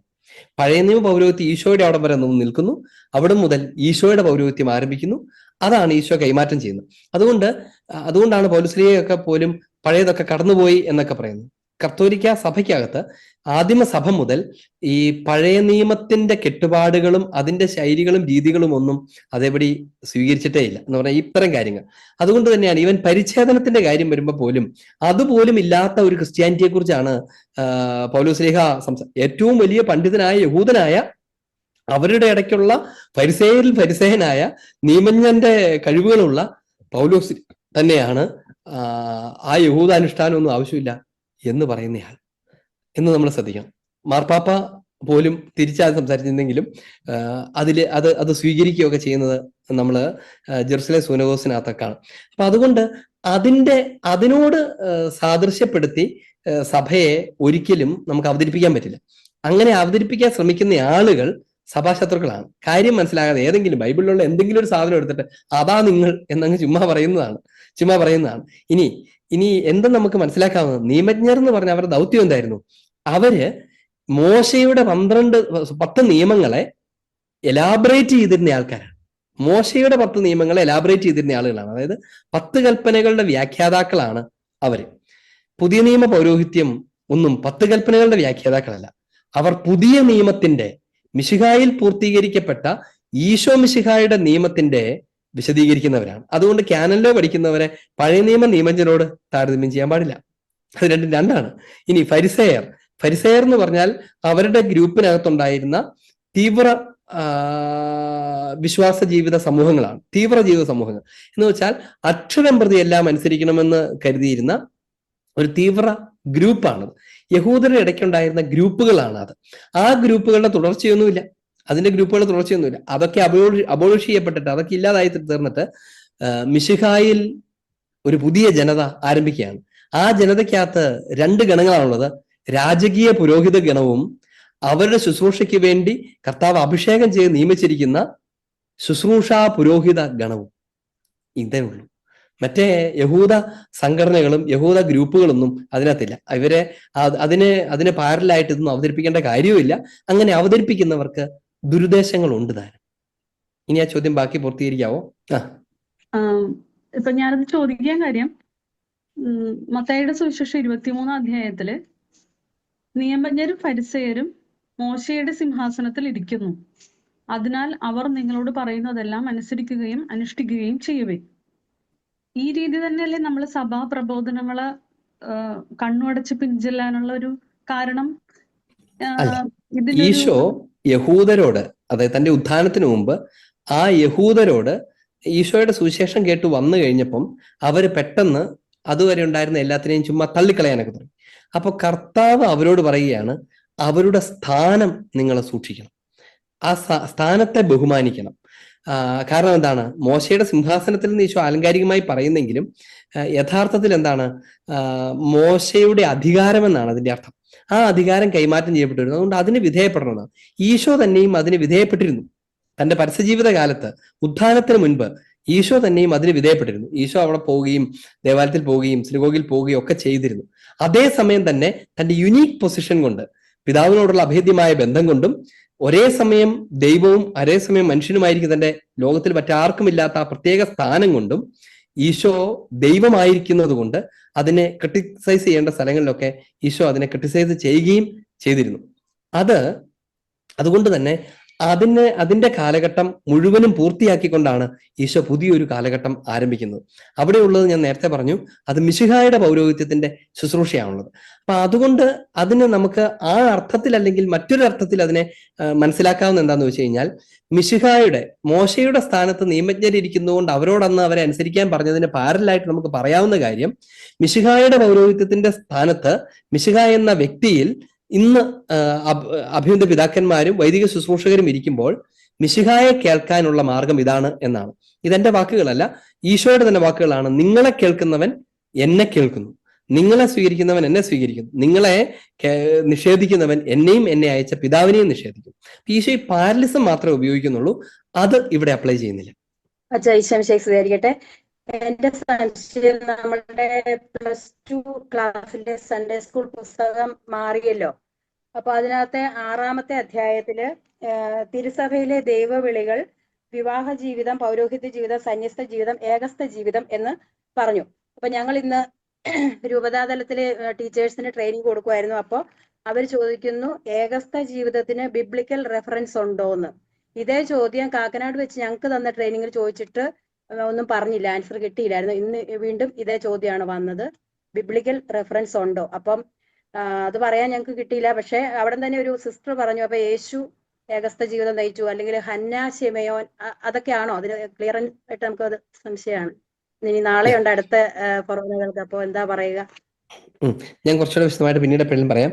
പക്ഷെ കൃത്യമായിട്ട് നമ്മൾ മനസ്സിലാക്കേണ്ട കാര്യം, വിശുദ്ധ ഗ്രന്ഥ അടിസ്ഥാനം ആണ് ചോദ്യം. പലപ്പോഴും ഈ വിശുദ്ധ ഗ്രന്ഥ അടിസ്ഥാനം എന്ന് പറഞ്ഞാൽ അതിന്റെ മാതൃകകൾ സുവിശേഷത്തിലുണ്ടോ, വിശുദ്ധ ഗ്രന്ഥത്തിലുണ്ടോ, അത്തരം ആളുകൾ വിശുദ്ധ ഗ്രന്ഥത്തിൽ ഉണ്ടായിരുന്നതാണ് നമ്മൾ പെട്ടെന്ന് ധരിക്കുന്നത്. അത് ശരിയായ ഒരു ധാരണ. കാരണം ബൈബിളിലുള്ള ആളുകളെല്ലാം നമ്മൾ അതുവഴി കോപ്പി ചെയ്യാവുന്ന ആളുകളല്ല, അഥവാ വിശുദ്ധ ഗ്രന്ഥത്തിലെ ആളുകളെയല്ല നമ്മൾ കോപ്പി ചെയ്യുന്നത്, ഈശോയുടെ സുവിശേഷത്തിന്റെ ചൈതന്യത്തെയാണ് നമ്മൾ കോപ്പി ചെയ്യുന്നത്. അപ്പോൾ ബിബ്ലിക്കൽ റെഫറൻസ് ഉണ്ടോന്ന് ചോദിച്ചാൽ, ഇന്നയാൾ അങ്ങനെയായിരുന്നു, ഈശോ വിവാഹം കഴിക്കാതെ ഏകസ്ഥ ജീവിതം നയിച്ചു, അതുകൊണ്ട് അതുപോലെ ജീവിക്കുന്നു എന്ന് നമുക്ക് വളരെ ലൈറ്റായിട്ട് പറയാൻ കഴിയില്ല. പിന്നെ ഇവിടെ പറയുന്നത് എന്താണ്? ജീവിതാന്തസ്സുകളെ കുറിച്ചാണ്. ദൈവത്തെ മഹത്വപ്പെടുത്തുന്ന സ്വർഗത്തിലേക്കുള്ള സഞ്ചാരത്തിന്റെ മാർഗങ്ങളെ തിരുസഭ തിരിച്ചറിയുന്നതാണ് ജീവിതാന്തസ്സുകളായിട്ട്. അതിനകത്ത് ഈശോയുടെ പ്രബോധനം ഉണ്ട്, സുവിശേഷ വ്യാഖ്യാനങ്ങളുണ്ട്, സ്ലേഹന്മാരുടെ ജീവിതമുണ്ട്, ആദിമസഭയുടെ ജീവിതമുണ്ട്. ഇതിൽ നിന്ന് എല്ലാത്തിൽ നിന്നാണ് ഈ ജീവിതത്തെ തിരിച്ചറിയുന്നത്. ഇതിനകത്ത് ഏറ്റവും സുവ്യക്തമായിട്ടുള്ളവയും ഉണ്ട്, അവ്യക്തമായിട്ടുള്ളവയും റെയർ ആയിട്ടുള്ളവയും ഉണ്ട്. ഏറ്റവും സുവ്യക്തമായിട്ടുള്ള എന്താണ്? വിവാഹവും പൗരോഹിത്യവും ആണ് ഇതിനകത്ത് ഏറ്റവും സുവ്യക്തമായിട്ടുള്ളത്. ഇത് വിവാഹം ഒരിക്കലും പൗരോഹിത്യത്തിന് വിരുദ്ധമാണെന്ന് പോലും ഇല്ലതാനും. എന്ന് വെച്ചാൽ പൗരോഹിത്യം സ്വീകരിക്കുന്ന ആളുകൾ വിവാഹത്തിൽ നിന്ന് വ്യത്യസ്തരാണ് എന്ന് പോലും പഴയ കാലങ്ങളിൽ ഉണ്ടായിരുന്നില്ല. പൗരസ്ത്യ സഭകൾക്കകത്ത് പോലും അങ്ങനെ മിക്കതിനകത്തും അങ്ങനെയില്ല. പകരം ആകെയുള്ള ഇന്നത്തെ കാലത്ത് പോലുള്ള വ്യത്യാസം, വൈദിക പൗരോഹിത്യം സ്വീകരിച്ചവർ വിവാഹം കഴിക്കുകയില്ല, കാരണം അവർ മിശിഹായ്ക്ക് പൂർണ്ണമായി സമർപ്പിക്കപ്പെട്ടു. എന്നാൽ വിവാഹം സ്വീകരിച്ചിട്ടുള്ളവർക്ക് പൗരോഹിത്യം സ്വീകരിക്കുന്നതിന് തടസ്സവുമില്ല. എന്ന് പറഞ്ഞാൽ അതുമായി ബന്ധപ്പെട്ട നിയമങ്ങളൊക്കെ സഭയിൽ രൂപീകരിക്കപ്പെട്ട നിയമങ്ങളാണ്. അത് ദൈവിക നിയമങ്ങളല്ല. എന്ന് പറഞ്ഞാൽ സഭയ്ക്ക് വേണമെങ്കിൽ അതിനെ മാറ്റുകയൊക്കെ ചെയ്യാം, പക്ഷെ തിരിച്ചു ചെയ്യുകയില്ല. പൂർണ്ണമായി ദൈവത്തിന് സമർപ്പിച്ച ഒരു വൈദികൻ പിന്നീട് വിവാഹം കഴിക്കുകയില്ല എന്നുള്ളതാണ് അതിന്റെ കാര്യം. എന്ന് വെച്ചാൽ വിവാഹം ഒരിക്കലും അതിന് തടസ്സമാണ്. ഇതൊന്നും ഞാൻ പെട്ടെന്ന് പറഞ്ഞതേ ഉള്ളൂ. ഈ രണ്ട് കാര്യം വളരെ സുവ്യക്തമാണ്. അതായത് വിവാഹത്തെ ഈശോ നേരിട്ട് സ്ഥാപിക്കുന്നതിനെ കുറിച്ച് പഠിപ്പിക്കുന്നു. വിവാഹത്തിന്റെ നിയമങ്ങൾ ദൈവം യോജിപ്പിച്ചത് മനുഷ്യൻ വേർപെടുത്താതിരിക്കട്ടെ, ആദ്യം മുതൽ ദൈവം മനുഷ്യനെ സ്ത്രീയും പുരുഷനുമായി സൃഷ്ടിച്ചു എന്നും ഈ കാര്യത്തിൽ ഒന്നായി തീരുമെന്നും അങ്ങനെയൊക്കെ പഠിപ്പിക്കും എന്നൊക്കെ പറഞ്ഞിട്ട് കൃപ ലഭിച്ചവരല്ലാതെ ആരും, അങ്ങനെ കൃത്യമായി ഈശോ അതിന്റെ ഫൗണ്ടേഷൻസ് ഇട്ട് വിവാഹത്തെ അവതരിപ്പിക്കുന്നുണ്ട്. ഇതാണ് ഏറ്റവും സ്വാഭാവികമായ ബയോളജിക്കലായിട്ടുള്ള ജീവിതാന്തസം. രണ്ടാമത്തെ എന്താണ്? കർത്താവ് നൽകുന്ന പൗരോഹിത്യത്തിന്റെ ജീവിതാന്തസ്സാണ്. അപ്പൊ അതിന് ശരിക്കും പറഞ്ഞാൽ വിവാഹവുമായിട്ടല്ല ബന്ധം, ഈ ശുശ്രൂഷയുമായിട്ടാണ് ബന്ധം. അതൊരു ശുശ്രൂഷയുടെ വിളിയാണ്. ആ വിളി സ്വീകരിച്ചവർ ആ ശുശ്രൂഷ പൂർണ്ണമായും നിർവഹിക്കാൻ വേണ്ടി, തടസ്സം കൂടാതെ നിർവഹിക്കാൻ വേണ്ടി ഈ വിവാഹത്തിൽ നിന്ന് അകന്നു നിൽക്കുന്നത് നമ്മൾ പിന്നീട് സഭാജീവിതത്തിൽ കാണും. പൗലോസ്ലീഹയുടെ കൊരിന്തോസ് ലേഖനത്തിലെ വാക്കുകൾ അതിനകത്ത്, അതായത് വിവാഹിതനായ സ്ത്രീയും പുരുഷനും ജീവിത പങ്കാളിയെ എങ്ങനെ തൃപ്തിപ്പെടുത്തണം, സന്തോഷിപ്പിക്കണമെന്ന് ആഗ്രഹിച്ച് അവന്റെ കാര്യത്തിൽ വ്യാപൃതനാണെങ്കിൽ, അവിവാഹിതനായ കന്യക ദൈവീക കാര്യങ്ങൾ പൂർണ്ണമായും വ്യാപൃതയായിരിക്കുന്നു എന്ന് തുടങ്ങുന്ന പരാമർശങ്ങളൊക്കെ ഉണ്ട്. അപ്പൊ അതിന്റെ വെളിച്ചത്തിൽ ദൈവിക ശുശ്രൂഷ പൂർണ്ണമായും നിർവഹിക്കാൻ വേണ്ടി സ്വമേധയാ മാറ്റിവെക്കുന്നു എന്ന് മാത്രമേ ഉള്ളൂ വിവാഹത്തിന്റെ. അല്ലാണ്ട് വിവാഹം ഒരു തിന്മയായതുകൊണ്ട്, അത് വേണ്ടാത്തത് കൊണ്ടല്ല. അതാണ് രണ്ട് ജീവിതാന്തസ്സുകൾ. ഇനി സന്യാസത്തിൽ എന്താണ്? സന്യാസത്തെക്കുറിച്ച് നമ്മൾ മുമ്പത്തെ എപ്പിസോഡുകളിലൊക്കെ ധാരാളം സംസാരിച്ചിട്ടുണ്ട്. അത് സഭാജീവിതം തന്നെയാണ്, മാമോസ വ്രതങ്ങളുടെ ജീവിതമാണ്. അപ്പൊ അതുകൊണ്ട് അത് പുതിയൊരു കൂദാശയല്ല. അതിനെ പുതിയൊരു ജീവിതാന്തസ് എന്ന് പോലും വിളിക്കുന്ന അത്ര ഉചിതമല്ല. ഇന്നത്തെ അവസ്ഥയിൽ അങ്ങനെ വിളിക്കാം. സഭാജീവിതമാണ് സന്യാസം. സഭ ദൈവത്തോട് വിധേയമായിരിക്കുന്നു. സഭ മിശിഹായ്ക്ക് വിധേയമായിരിക്കും, മിശിഹായുടെ മണവാട്ടിയായിരിക്കും ചെയ്യുന്നത് പോലെ സഭയുടെ പ്രതീകമായി നിലകൊണ്ടുകൊണ്ട് കർത്താവിൻ്റെതായിരിക്കുന്നു, അതിനുവേണ്ടി വാഗ്ദാനങ്ങൾ നടത്തുന്നു. അങ്ങനെ യഥാർത്ഥ സഭയുടെ ജീവിതം അതിന്റെ പൂർണ്ണതയിൽ, അതിന്റെ സമഗ്രതയിൽ, അതിന്റെ റാഡിക്കാലിറ്റിയിൽ ജീവിക്കാൻ വേണ്ടിയുള്ള ഇറങ്ങിത്തിരിക്കലാണ്. അതിനുവേണ്ടി ദൈവം കൊടുക്കുന്ന അനുവാദമാണ് ഈ സന്യാസ ജീവിതം എന്ന് പറയുന്നത്. അപ്പം മനുഷ്യൻ അങ്ങനെ ചെയ്യാൻ തീരുമാനിക്കുമ്പോൾ ദൈവം അതിന് അനുവാദം കൊടുക്കലാണ് ഈ വിളി. അല്ലാണ്ട് ദൈവം ഒരു മുമ്പത്തെ കാര്യത്തിലെ പൗരോഹിത്യത്തിലാണെങ്കിൽ അത് വ്യത്യാസമുണ്ട്. വിവാഹത്തിൽ ദൈവം സന്യാസിലേക്ക് വരുമ്പോൾ എന്താ ചെയ്യുന്നത്? മിശിഹ സ്ഥാപിച്ച സഭാജീവിതം ഞാൻ അതിന്റെ റാഡിക്കാലിറ്റിയിൽ ഏറ്റെടുക്കും കർത്താവെ എന്ന് അങ്ങോട്ട് വാഗ്ദാനം ചെയ്യുമ്പം ദൈവം അതിനെ അനുവദിക്കുന്നതാണ് ആ ജീവിതം. അപ്പൊ നോക്കിയേ, ഒരു മോഡൽ ഉപയോഗിച്ചിട്ടല്ല എന്ന് പറഞ്ഞാൽ എന്താ പറയാ, സ്നാപയോഹന്നാൻ സന്യാസമാണ്, ആ സാദൃശ്യത്തിൽ സന്യാസം സ്ഥാപിച്ചു, അങ്ങനെയല്ല. ഇനി മൂന്നാമത്തെ എന്താണ്? ഇത് മൂന്നുമല്ലാത്ത ഒരു ജീവിതം കാക്ഷിക്കുകയും ദൈവസന്നിധിയിൽ ഓഫർ ചെയ്യുകയും ചെയ്യുമ്പോൾ ദൈവം അതിനെ സ്വീകരിച്ച് ആശീർവദിക്കുന്നത് സഭാജീവിതത്തിൽ നാം കണ്ടിട്ടുണ്ട്. പലപ്പോഴും അത് ചിലപ്പോൾ അത് വിധവകളുടെ കാര്യത്തിലാണ് അത് ആരംഭിച്ചിട്ടുണ്ടാവുക. ചില ആളുകൾ ദൈവത്തിന് വേണ്ടി, ദൈവിക ശുശ്രൂഷയ്ക്ക് വേണ്ടിയും ആത്മാർപ്പണം ചെയ്യുന്നു. നമ്മുടെ ബ്രദർഹുഡ് ഒക്കെ ഉണ്ടല്ലോ, അങ്ങനെ ആത്മാർപ്പണം ചെയ്യുന്നു. അത് ദൈവത്തിന് പ്രീതികരമായി ദൈവം അതിനെ സ്വീകരിക്കുന്നു, പരിപോഷിപ്പിക്കുന്നു എന്ന് കണ്ടറിഞ്ഞ സഭ അങ്ങനെ ഒരു ജീവിതാന്തസ്സും ഉണ്ട് എന്ന് പ്രഖ്യാപിച്ചിട്ടുണ്ട്. പക്ഷെ ഈ ജീവിതാന്തസ്സിന് ഒരു പ്രത്യേകതയുണ്ട്. അത് കോമൺ അല്ല, പോപ്പുലർ അല്ല, ധാരാളവുമില്ല, റയറസ്റ്റ് ആണ്. എന്തുകൊണ്ടാണ് അങ്ങനെ പറയുന്നത്? ഇനി അതിനകത്തുള്ള മാനദണ്ഡങ്ങൾ എന്തൊക്കെയാണ്? പ്രധാനപ്പെട്ട മാനദണ്ഡം ഒന്നത് ജെന്യൂൻ ആയിരിക്കണമെന്ന് സഭ കണ്ടെത്തണം എന്നുള്ളതാണ്. സഭ കണ്ടെത്തണം. അല്ലാണ്ട് വെറുതെ ഒരാൾക്ക് അങ്ങ് തോന്നിയാൽ പോരെ എനിക്ക് ഏകസ്ഥ ജീവിതമാണെന്ന്. അത് സഭ കണ്ടെത്തണം. കാരണം എന്താണെന്നറിയാമോ? ഈ ഏകസ്ഥ ജീവിതത്തിലേക്കുള്ള ആകർഷണം പല കാരണങ്ങളിൽ വരാം. ഒന്നാമത്തെ ഒരു കാരണം അത് ഭയമാകാം. വിവാഹത്തോട് ഭയം, പൗരോഹിത്യത്തിലേക്കുള്ള വിളിയുമില്ല, ഭയം. പിന്നെ എന്ത് ചെയ്യും? ഞാൻ ഒറ്റയ്ക്ക് ജീവിച്ചോളാം. ചില പെൺകുട്ടികളൊക്കെ പറഞ്ഞ കേട്ടിട്ടുണ്ടാവും നിങ്ങൾ, എനിക്ക് കല്യാണം കഴിക്കാനും പറ്റില്ല, എനിക്ക് പേടിയാ, അവരുടെ ജീവിതം നശിച്ചു, ഇങ്ങനെ എന്നെ കൊണ്ട് വരും, ഞാൻ എങ്ങാനും ഒറ്റയ്ക്ക് ജീവിച്ചോ. അത് ഏകസ്ഥ ജീവിതത്തിലേക്കുള്ള വിളിയല്ല. പലപ്പോഴും ഭയമോ സൈക്കോളജിക്കൽ പ്രശ്നങ്ങളോ ഏകസ്ഥ ജീവിതത്തിലേക്ക് ഒരാളെ പ്രേരിപ്പിച്ചെന്ന് വരാം. അപ്പൊ അതല്ലാതെ അത് ശരിക്കും ദൈവത്തിന്റെ ക്ഷണമാണ് എന്ന് തിരിച്ചറിയാനായിട്ട് കഴിയണം എന്നുള്ളതാണ്. അപ്പൊ അതിനൊരു സമാനമായ ചില കാര്യങ്ങൾ CCCയിൽ സംസാരിക്കുന്നത് 922 അതിനകത്ത് ഉപയോഗിക്കുന്ന വാക്യം കന്യകകളും സമർപ്പിത വിധവകളും എന്ന് പറയുന്ന ഒരു കാര്യത്തെക്കുറിച്ച്. ഹൃദയത്തിന്റെയും ശരീരത്തിന്റെയും ആത്മാവിന്റെയും വർദ്ധിച്ച സ്വാതന്ത്ര്യത്തോടെ അവിഭാജ്യമായി തന്നോട് ചേർന്ന് നിൽക്കുവാൻ കർത്താവ് വിളിച്ച ക്രൈസ്തവ കന്യകകളും വിധവകളും സ്വർഗരാജ്യത്തെ പ്രതി യഥാക്രമം കന്യാവ്രതവും ആയുഷ്കാല വിരക്തിയും പാലിച്ച് ജീവിക്കുവാൻ അപ്പസ്തോലിക കാലം മുതൽക്കേ സഭയുടെ അംഗീകാരത്തോടെ തീരുമാനമെടുത്തു പോന്നിരുന്നു. അപ്പൊ അത് വിശുദ്ധഗ്രന്ഥത്തിലെ ഒരു മോഡൽ എന്നതിനേക്കാൾ കൂടുതൽ അത് നമ്മൾ ശ്രദ്ധിക്കണം. അങ്ങനെയുള്ള ആഗ്രഹത്തോടെ അത് പാലിച്ച് ജീവിക്കാൻ അപ്പസ്തോലിക കാലം മുതൽ സഭയുടെ അംഗീകാരത്തോടെ തീരുമാനമെടുത്തു പോന്നിരുന്നു എന്നുള്ളതാണ്. അപ്പൊ അതുകൊണ്ട് ആ സമയത്ത് സമർപ്പിത ജീവിതത്തിന്റെ മറ്റു രൂപങ്ങളുടെ കാര്യത്തിൽ എന്ന പോലെ ഇങ്ങനെയുള്ള ഒരു ജീവിതക്രമം ലോകത്തിൽ ജീവിക്കുന്ന ആ വ്യക്തിയെ അവളുടെ ജീവിതാന്തസ്സും അവൾ സ്വീകരിച്ച ആധ്യാത്മിക വരദാനങ്ങളും ഒക്കെ അനുസരിച്ച് പ്രാർത്ഥനയിലും പ്രാശ്ചിത്യത്തിലും സഹോദരങ്ങൾക്ക് വേണ്ടിയുള്ള സേവനത്തിലും അപ്പസ്തോലിക ജോലിയിലും ഒക്കെ നിയോഗിക്കുന്നു. അങ്ങനെ സമർപ്പിത കന്യകൾക്ക് തങ്ങളുടെ സമർപ്പണം കൂടുതൽ വിശ്വസ്തയോടെ പാലിക്കാൻ വേണ്ടി തങ്ങളുടെ സംഘങ്ങൾ രൂപീകരിക്കാവുന്നതാണ്. പിന്നീട് അത് സംഘങ്ങളായിട്ട് രൂപീകരിക്കപ്പെടാനുള്ള സാധ്യത പോലും ഉണ്ട് എന്നൊക്കെ പഠിപ്പിക്കുകയാണ്. അപ്പൊ അതുകൊണ്ട് നമുക്കത്ര ലൈറ്റ് ആയിട്ട് ചുമ്മാ ബൈബിളിലെ ഒരു പേഴ്സണെ എടുത്തിട്ട് ഇതുപോലത്തെ ഒരു സാധനമാണ് അത് എന്നൊന്നും പറയാൻ പറ്റില്ല. ഇത് വളരെ ശക്തമായി ഡിസൈൻ ചെയ്യേണ്ട, സഭാ ശുശ്രൂഷയ്ക്ക് വേണ്ടി ഒരാൾ സമർപ്പിക്കുന്ന, എന്നാൽ അതേസമയം അത് പൗന്യാസത്തിലേക്കോ പൗരോഹിത്യത്തിലേക്കോ അല്ലതാനും അത് വിവാഹത്തിലേക്കുമല്ല, എന്നാൽ അത് ഏകസ്ഥ ജീവിതത്തിൻ്റെതാണ്. അതൊരു പെർട്ടിക്കുലർ മിഷനാണ്, ഒരു ദൗത്യമാണ്. എന്ന് വെച്ചാൽ സന്യസ്തർക്കോ വൈദികർക്കോ പോലും ചെയ്യാൻ കഴിയാത്ത വളരെ കീ ആയിട്ടുള്ള ചില മേഖലകളിൽ ശുശ്രൂഷ ചെയ്യാൻ വേണ്ടിയുള്ള ക്ഷണമും അതിനുള്ള തിരിച്ചറിവും സഭ അംഗീകരിക്കുന്നതാണ്. അപ്പൊ അതുകൊണ്ട് ചുമ്മാ ഒരു കല്യാണം കഴിക്കാൻ ഇഷ്ടമില്ലാത്തതിന്റെ പേരിലോ അല്ലെങ്കിൽ ബൈബിളിൽ അങ്ങനെ ഒരാളെ കണ്ടു എന്നാ പിന്നെ അതുപോലെ ആയേക്കാം എന്ന് പറയുന്ന പോലെ ലൈറ്റായിട്ട് അവതരിപ്പിക്കാവുന്ന ഒരു വിഷയമേ അല്ല അത് എന്ന് നമ്മൾ ഓർക്കണം. ഈശോമിശിഹായ്ക്ക് സ്തുതിയായിരിക്കട്ടെ. ഞാൻ ഇത് ചോദിക്കാനായിരുന്നു. നമ്മുടെ കൊളോസിയർക്ക് എഴുതിയ ലേഖനത്തിലും റോമാ ലേഖനത്തിലും ഒക്കെ എഴുതിയിട്ടുണ്ട്, എല്ലാം കർത്താവിന് വേണ്ടിയും കർത്താവിലൂടെയും ഭൂമിയിലുള്ളതോ അല്ലെങ്കിൽ സ്വർഗത്തിലുള്ളതോ വിസിബിൾ ആയിട്ടുള്ളതോ ഇൻവിസിബിൾ ആയിട്ടുള്ളതോ എല്ലാം കർത്താവിന് വേണ്ടി ഈശോമിശിഹായ്ക്ക് വേണ്ടി സൃഷ്ടിക്കപ്പെട്ടു.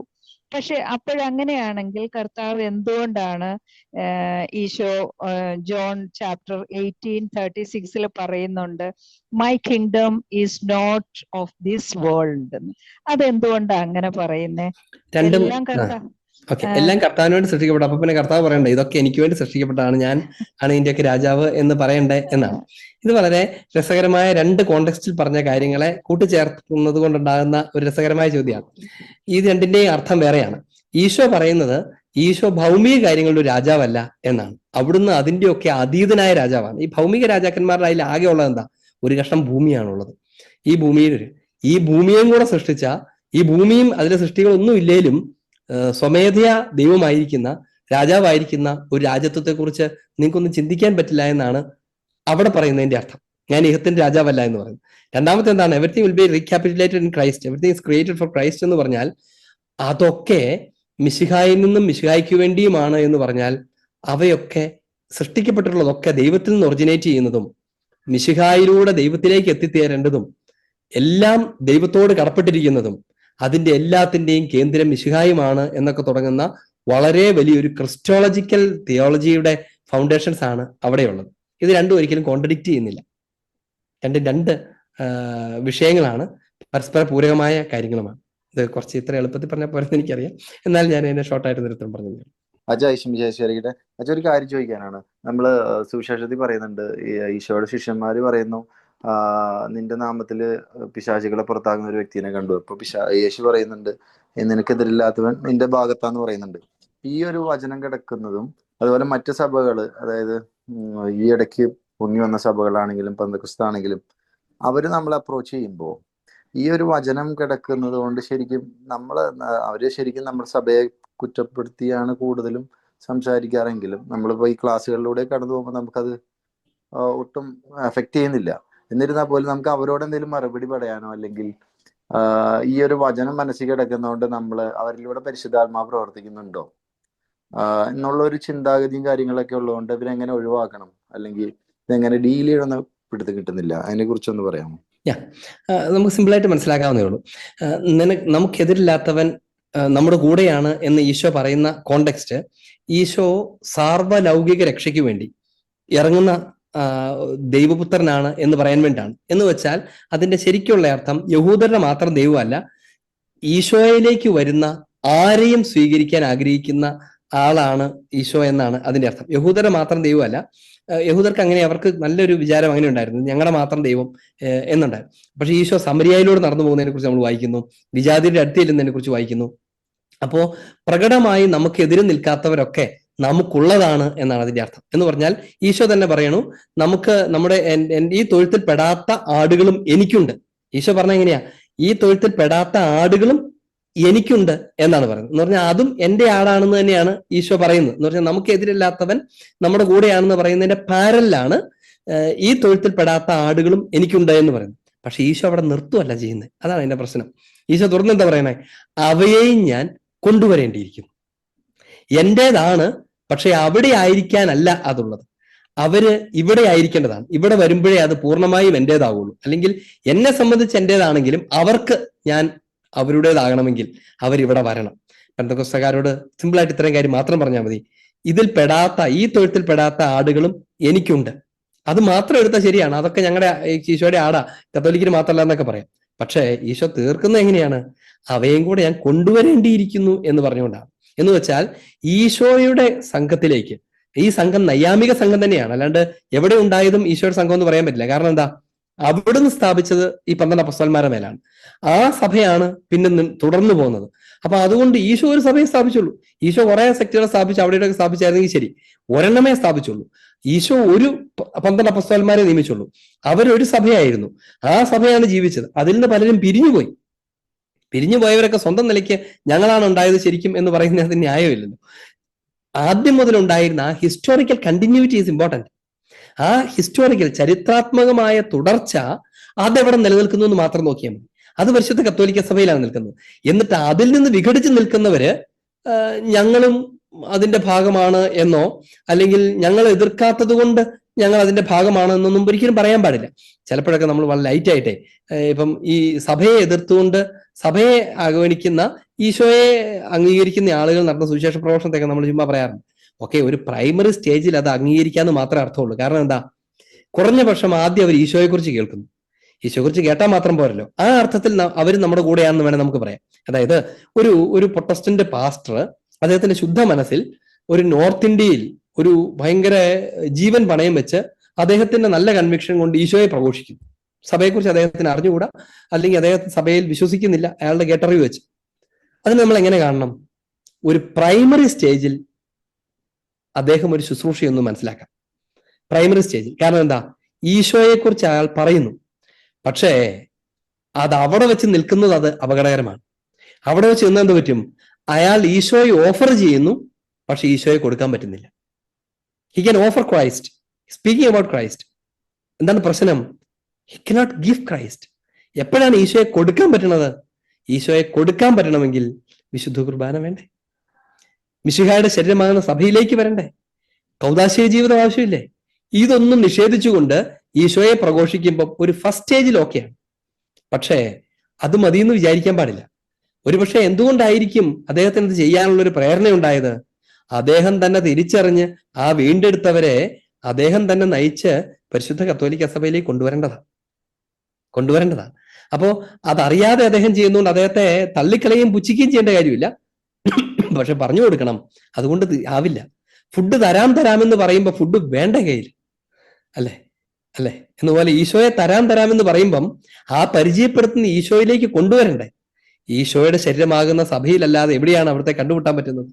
ആ സഭയിലല്ലാതെ എവിടെയാണ് അത് ഈശോയെ മാംസരക്തങ്ങളോടെ സ്വീകരിക്കാൻ പറ്റുന്നത്? എവിടെയാണ് അവിടുത്തെ കാരുണ്യം അനുഭവിക്കാൻ പറ്റുന്നത്? അതില്ലാതെ എങ്ങനെയാണ് അദ്ദേഹത്തിന് ചെയ്യാൻ പറ്റുന്നത്? അപ്പൊ അതുകൊണ്ട് വെറുതെ കണ്ണുമടച്ച് ഇവരൊക്കെ തന്നെ എതിർക്കാത്തവരൊക്കെ ഇതിന്റെ കൂടെയാണ് എന്ന് പറഞ്ഞ് എല്ലാത്തിനും ഒന്ന് ഡെവലപ്പ് ചെയ്ത് ഏത് പ്രൊട്ടസ്റ്റന്റ് ഗ്രൂപ്പുകളും സെക്റ്റുകളൊക്കെ ഇതുപോലെയൊക്കെ തന്നെയാണെന്നൊക്കെ പറയുന്നത് സത്യത്തിനും ചരിത്രത്തിനും ദൈവശാസ്ത്രത്തിനും വിശ്വാസ ജീവിതത്തിനും വിരുദ്ധമാണ് എന്നാണ് അതിനെക്കുറിച്ച് പറയുന്നത്. പിതാവിന്റെയും പുത്രന്റെയും പരിശുദ്ധ റൂഹായുടെയും നാമത്തിൽ ആമേൻ. കർത്താവായ ഈശോയെ, അങ്ങാകുന്ന വചനം സ്വീകരിച്ച സ്ലീഹന്മാരും അവരുടെ പിൻഗാമികളും അവ പരിശുദ്ധാത്മാവിന്റെ സഹായത്താൽ ദൈവനിവേശകത്വത്തിൽ രേഖപ്പെടുത്തി. കർത്താവെ, പരിശുദ്ധ സഭ തന്നെയാണ് വചനം. അവിടുന്നാകുന്ന വചനം സഭയിലാണ് ജീവിക്കുന്നത്. അവ രേഖപ്പെടുത്തപ്പെടുകയും ചെയ്തു. ഇത് രണ്ടും കൂടെ കൂട്ടിച്ചേർത്ത് വായിക്കാൻ ഞങ്ങളെ അവിടുന്ന് സഹായിക്കണമേ. തിരുസഭയുടെ വചനത്തെ തിരുസഭയിൽ നിന്ന് സ്വീകരിച്ച് തിരുസഭയിൽ ജീവിക്കാൻ ഞങ്ങളെ ഓരോരുത്തരെയും പ്രാപ്തരാക്കണമേ. ഞങ്ങളുടെ കൂട്ടായ്മയെ അതിന് അനുഗ്രഹിക്കുകയും ചെയ്യണമേ. നമ്മളെല്ലാവരെയും കർത്താവ് സമൃദ്ധമായി അനുഗ്രഹിക്കുകയും വചനത്തിന്റെ സമൃദ്ധി നൽകി അവിടുന്ന് നമ്മളെ സമ്പന്നരാക്കുകയും ചെയ്യട്ടെ, ഇപ്പോഴും എപ്പോഴും എന്നേക്കും. ആമേൻ. ഈശോ മിശിഹായ്ക്ക് സ്തുതിയായിരിക്കും.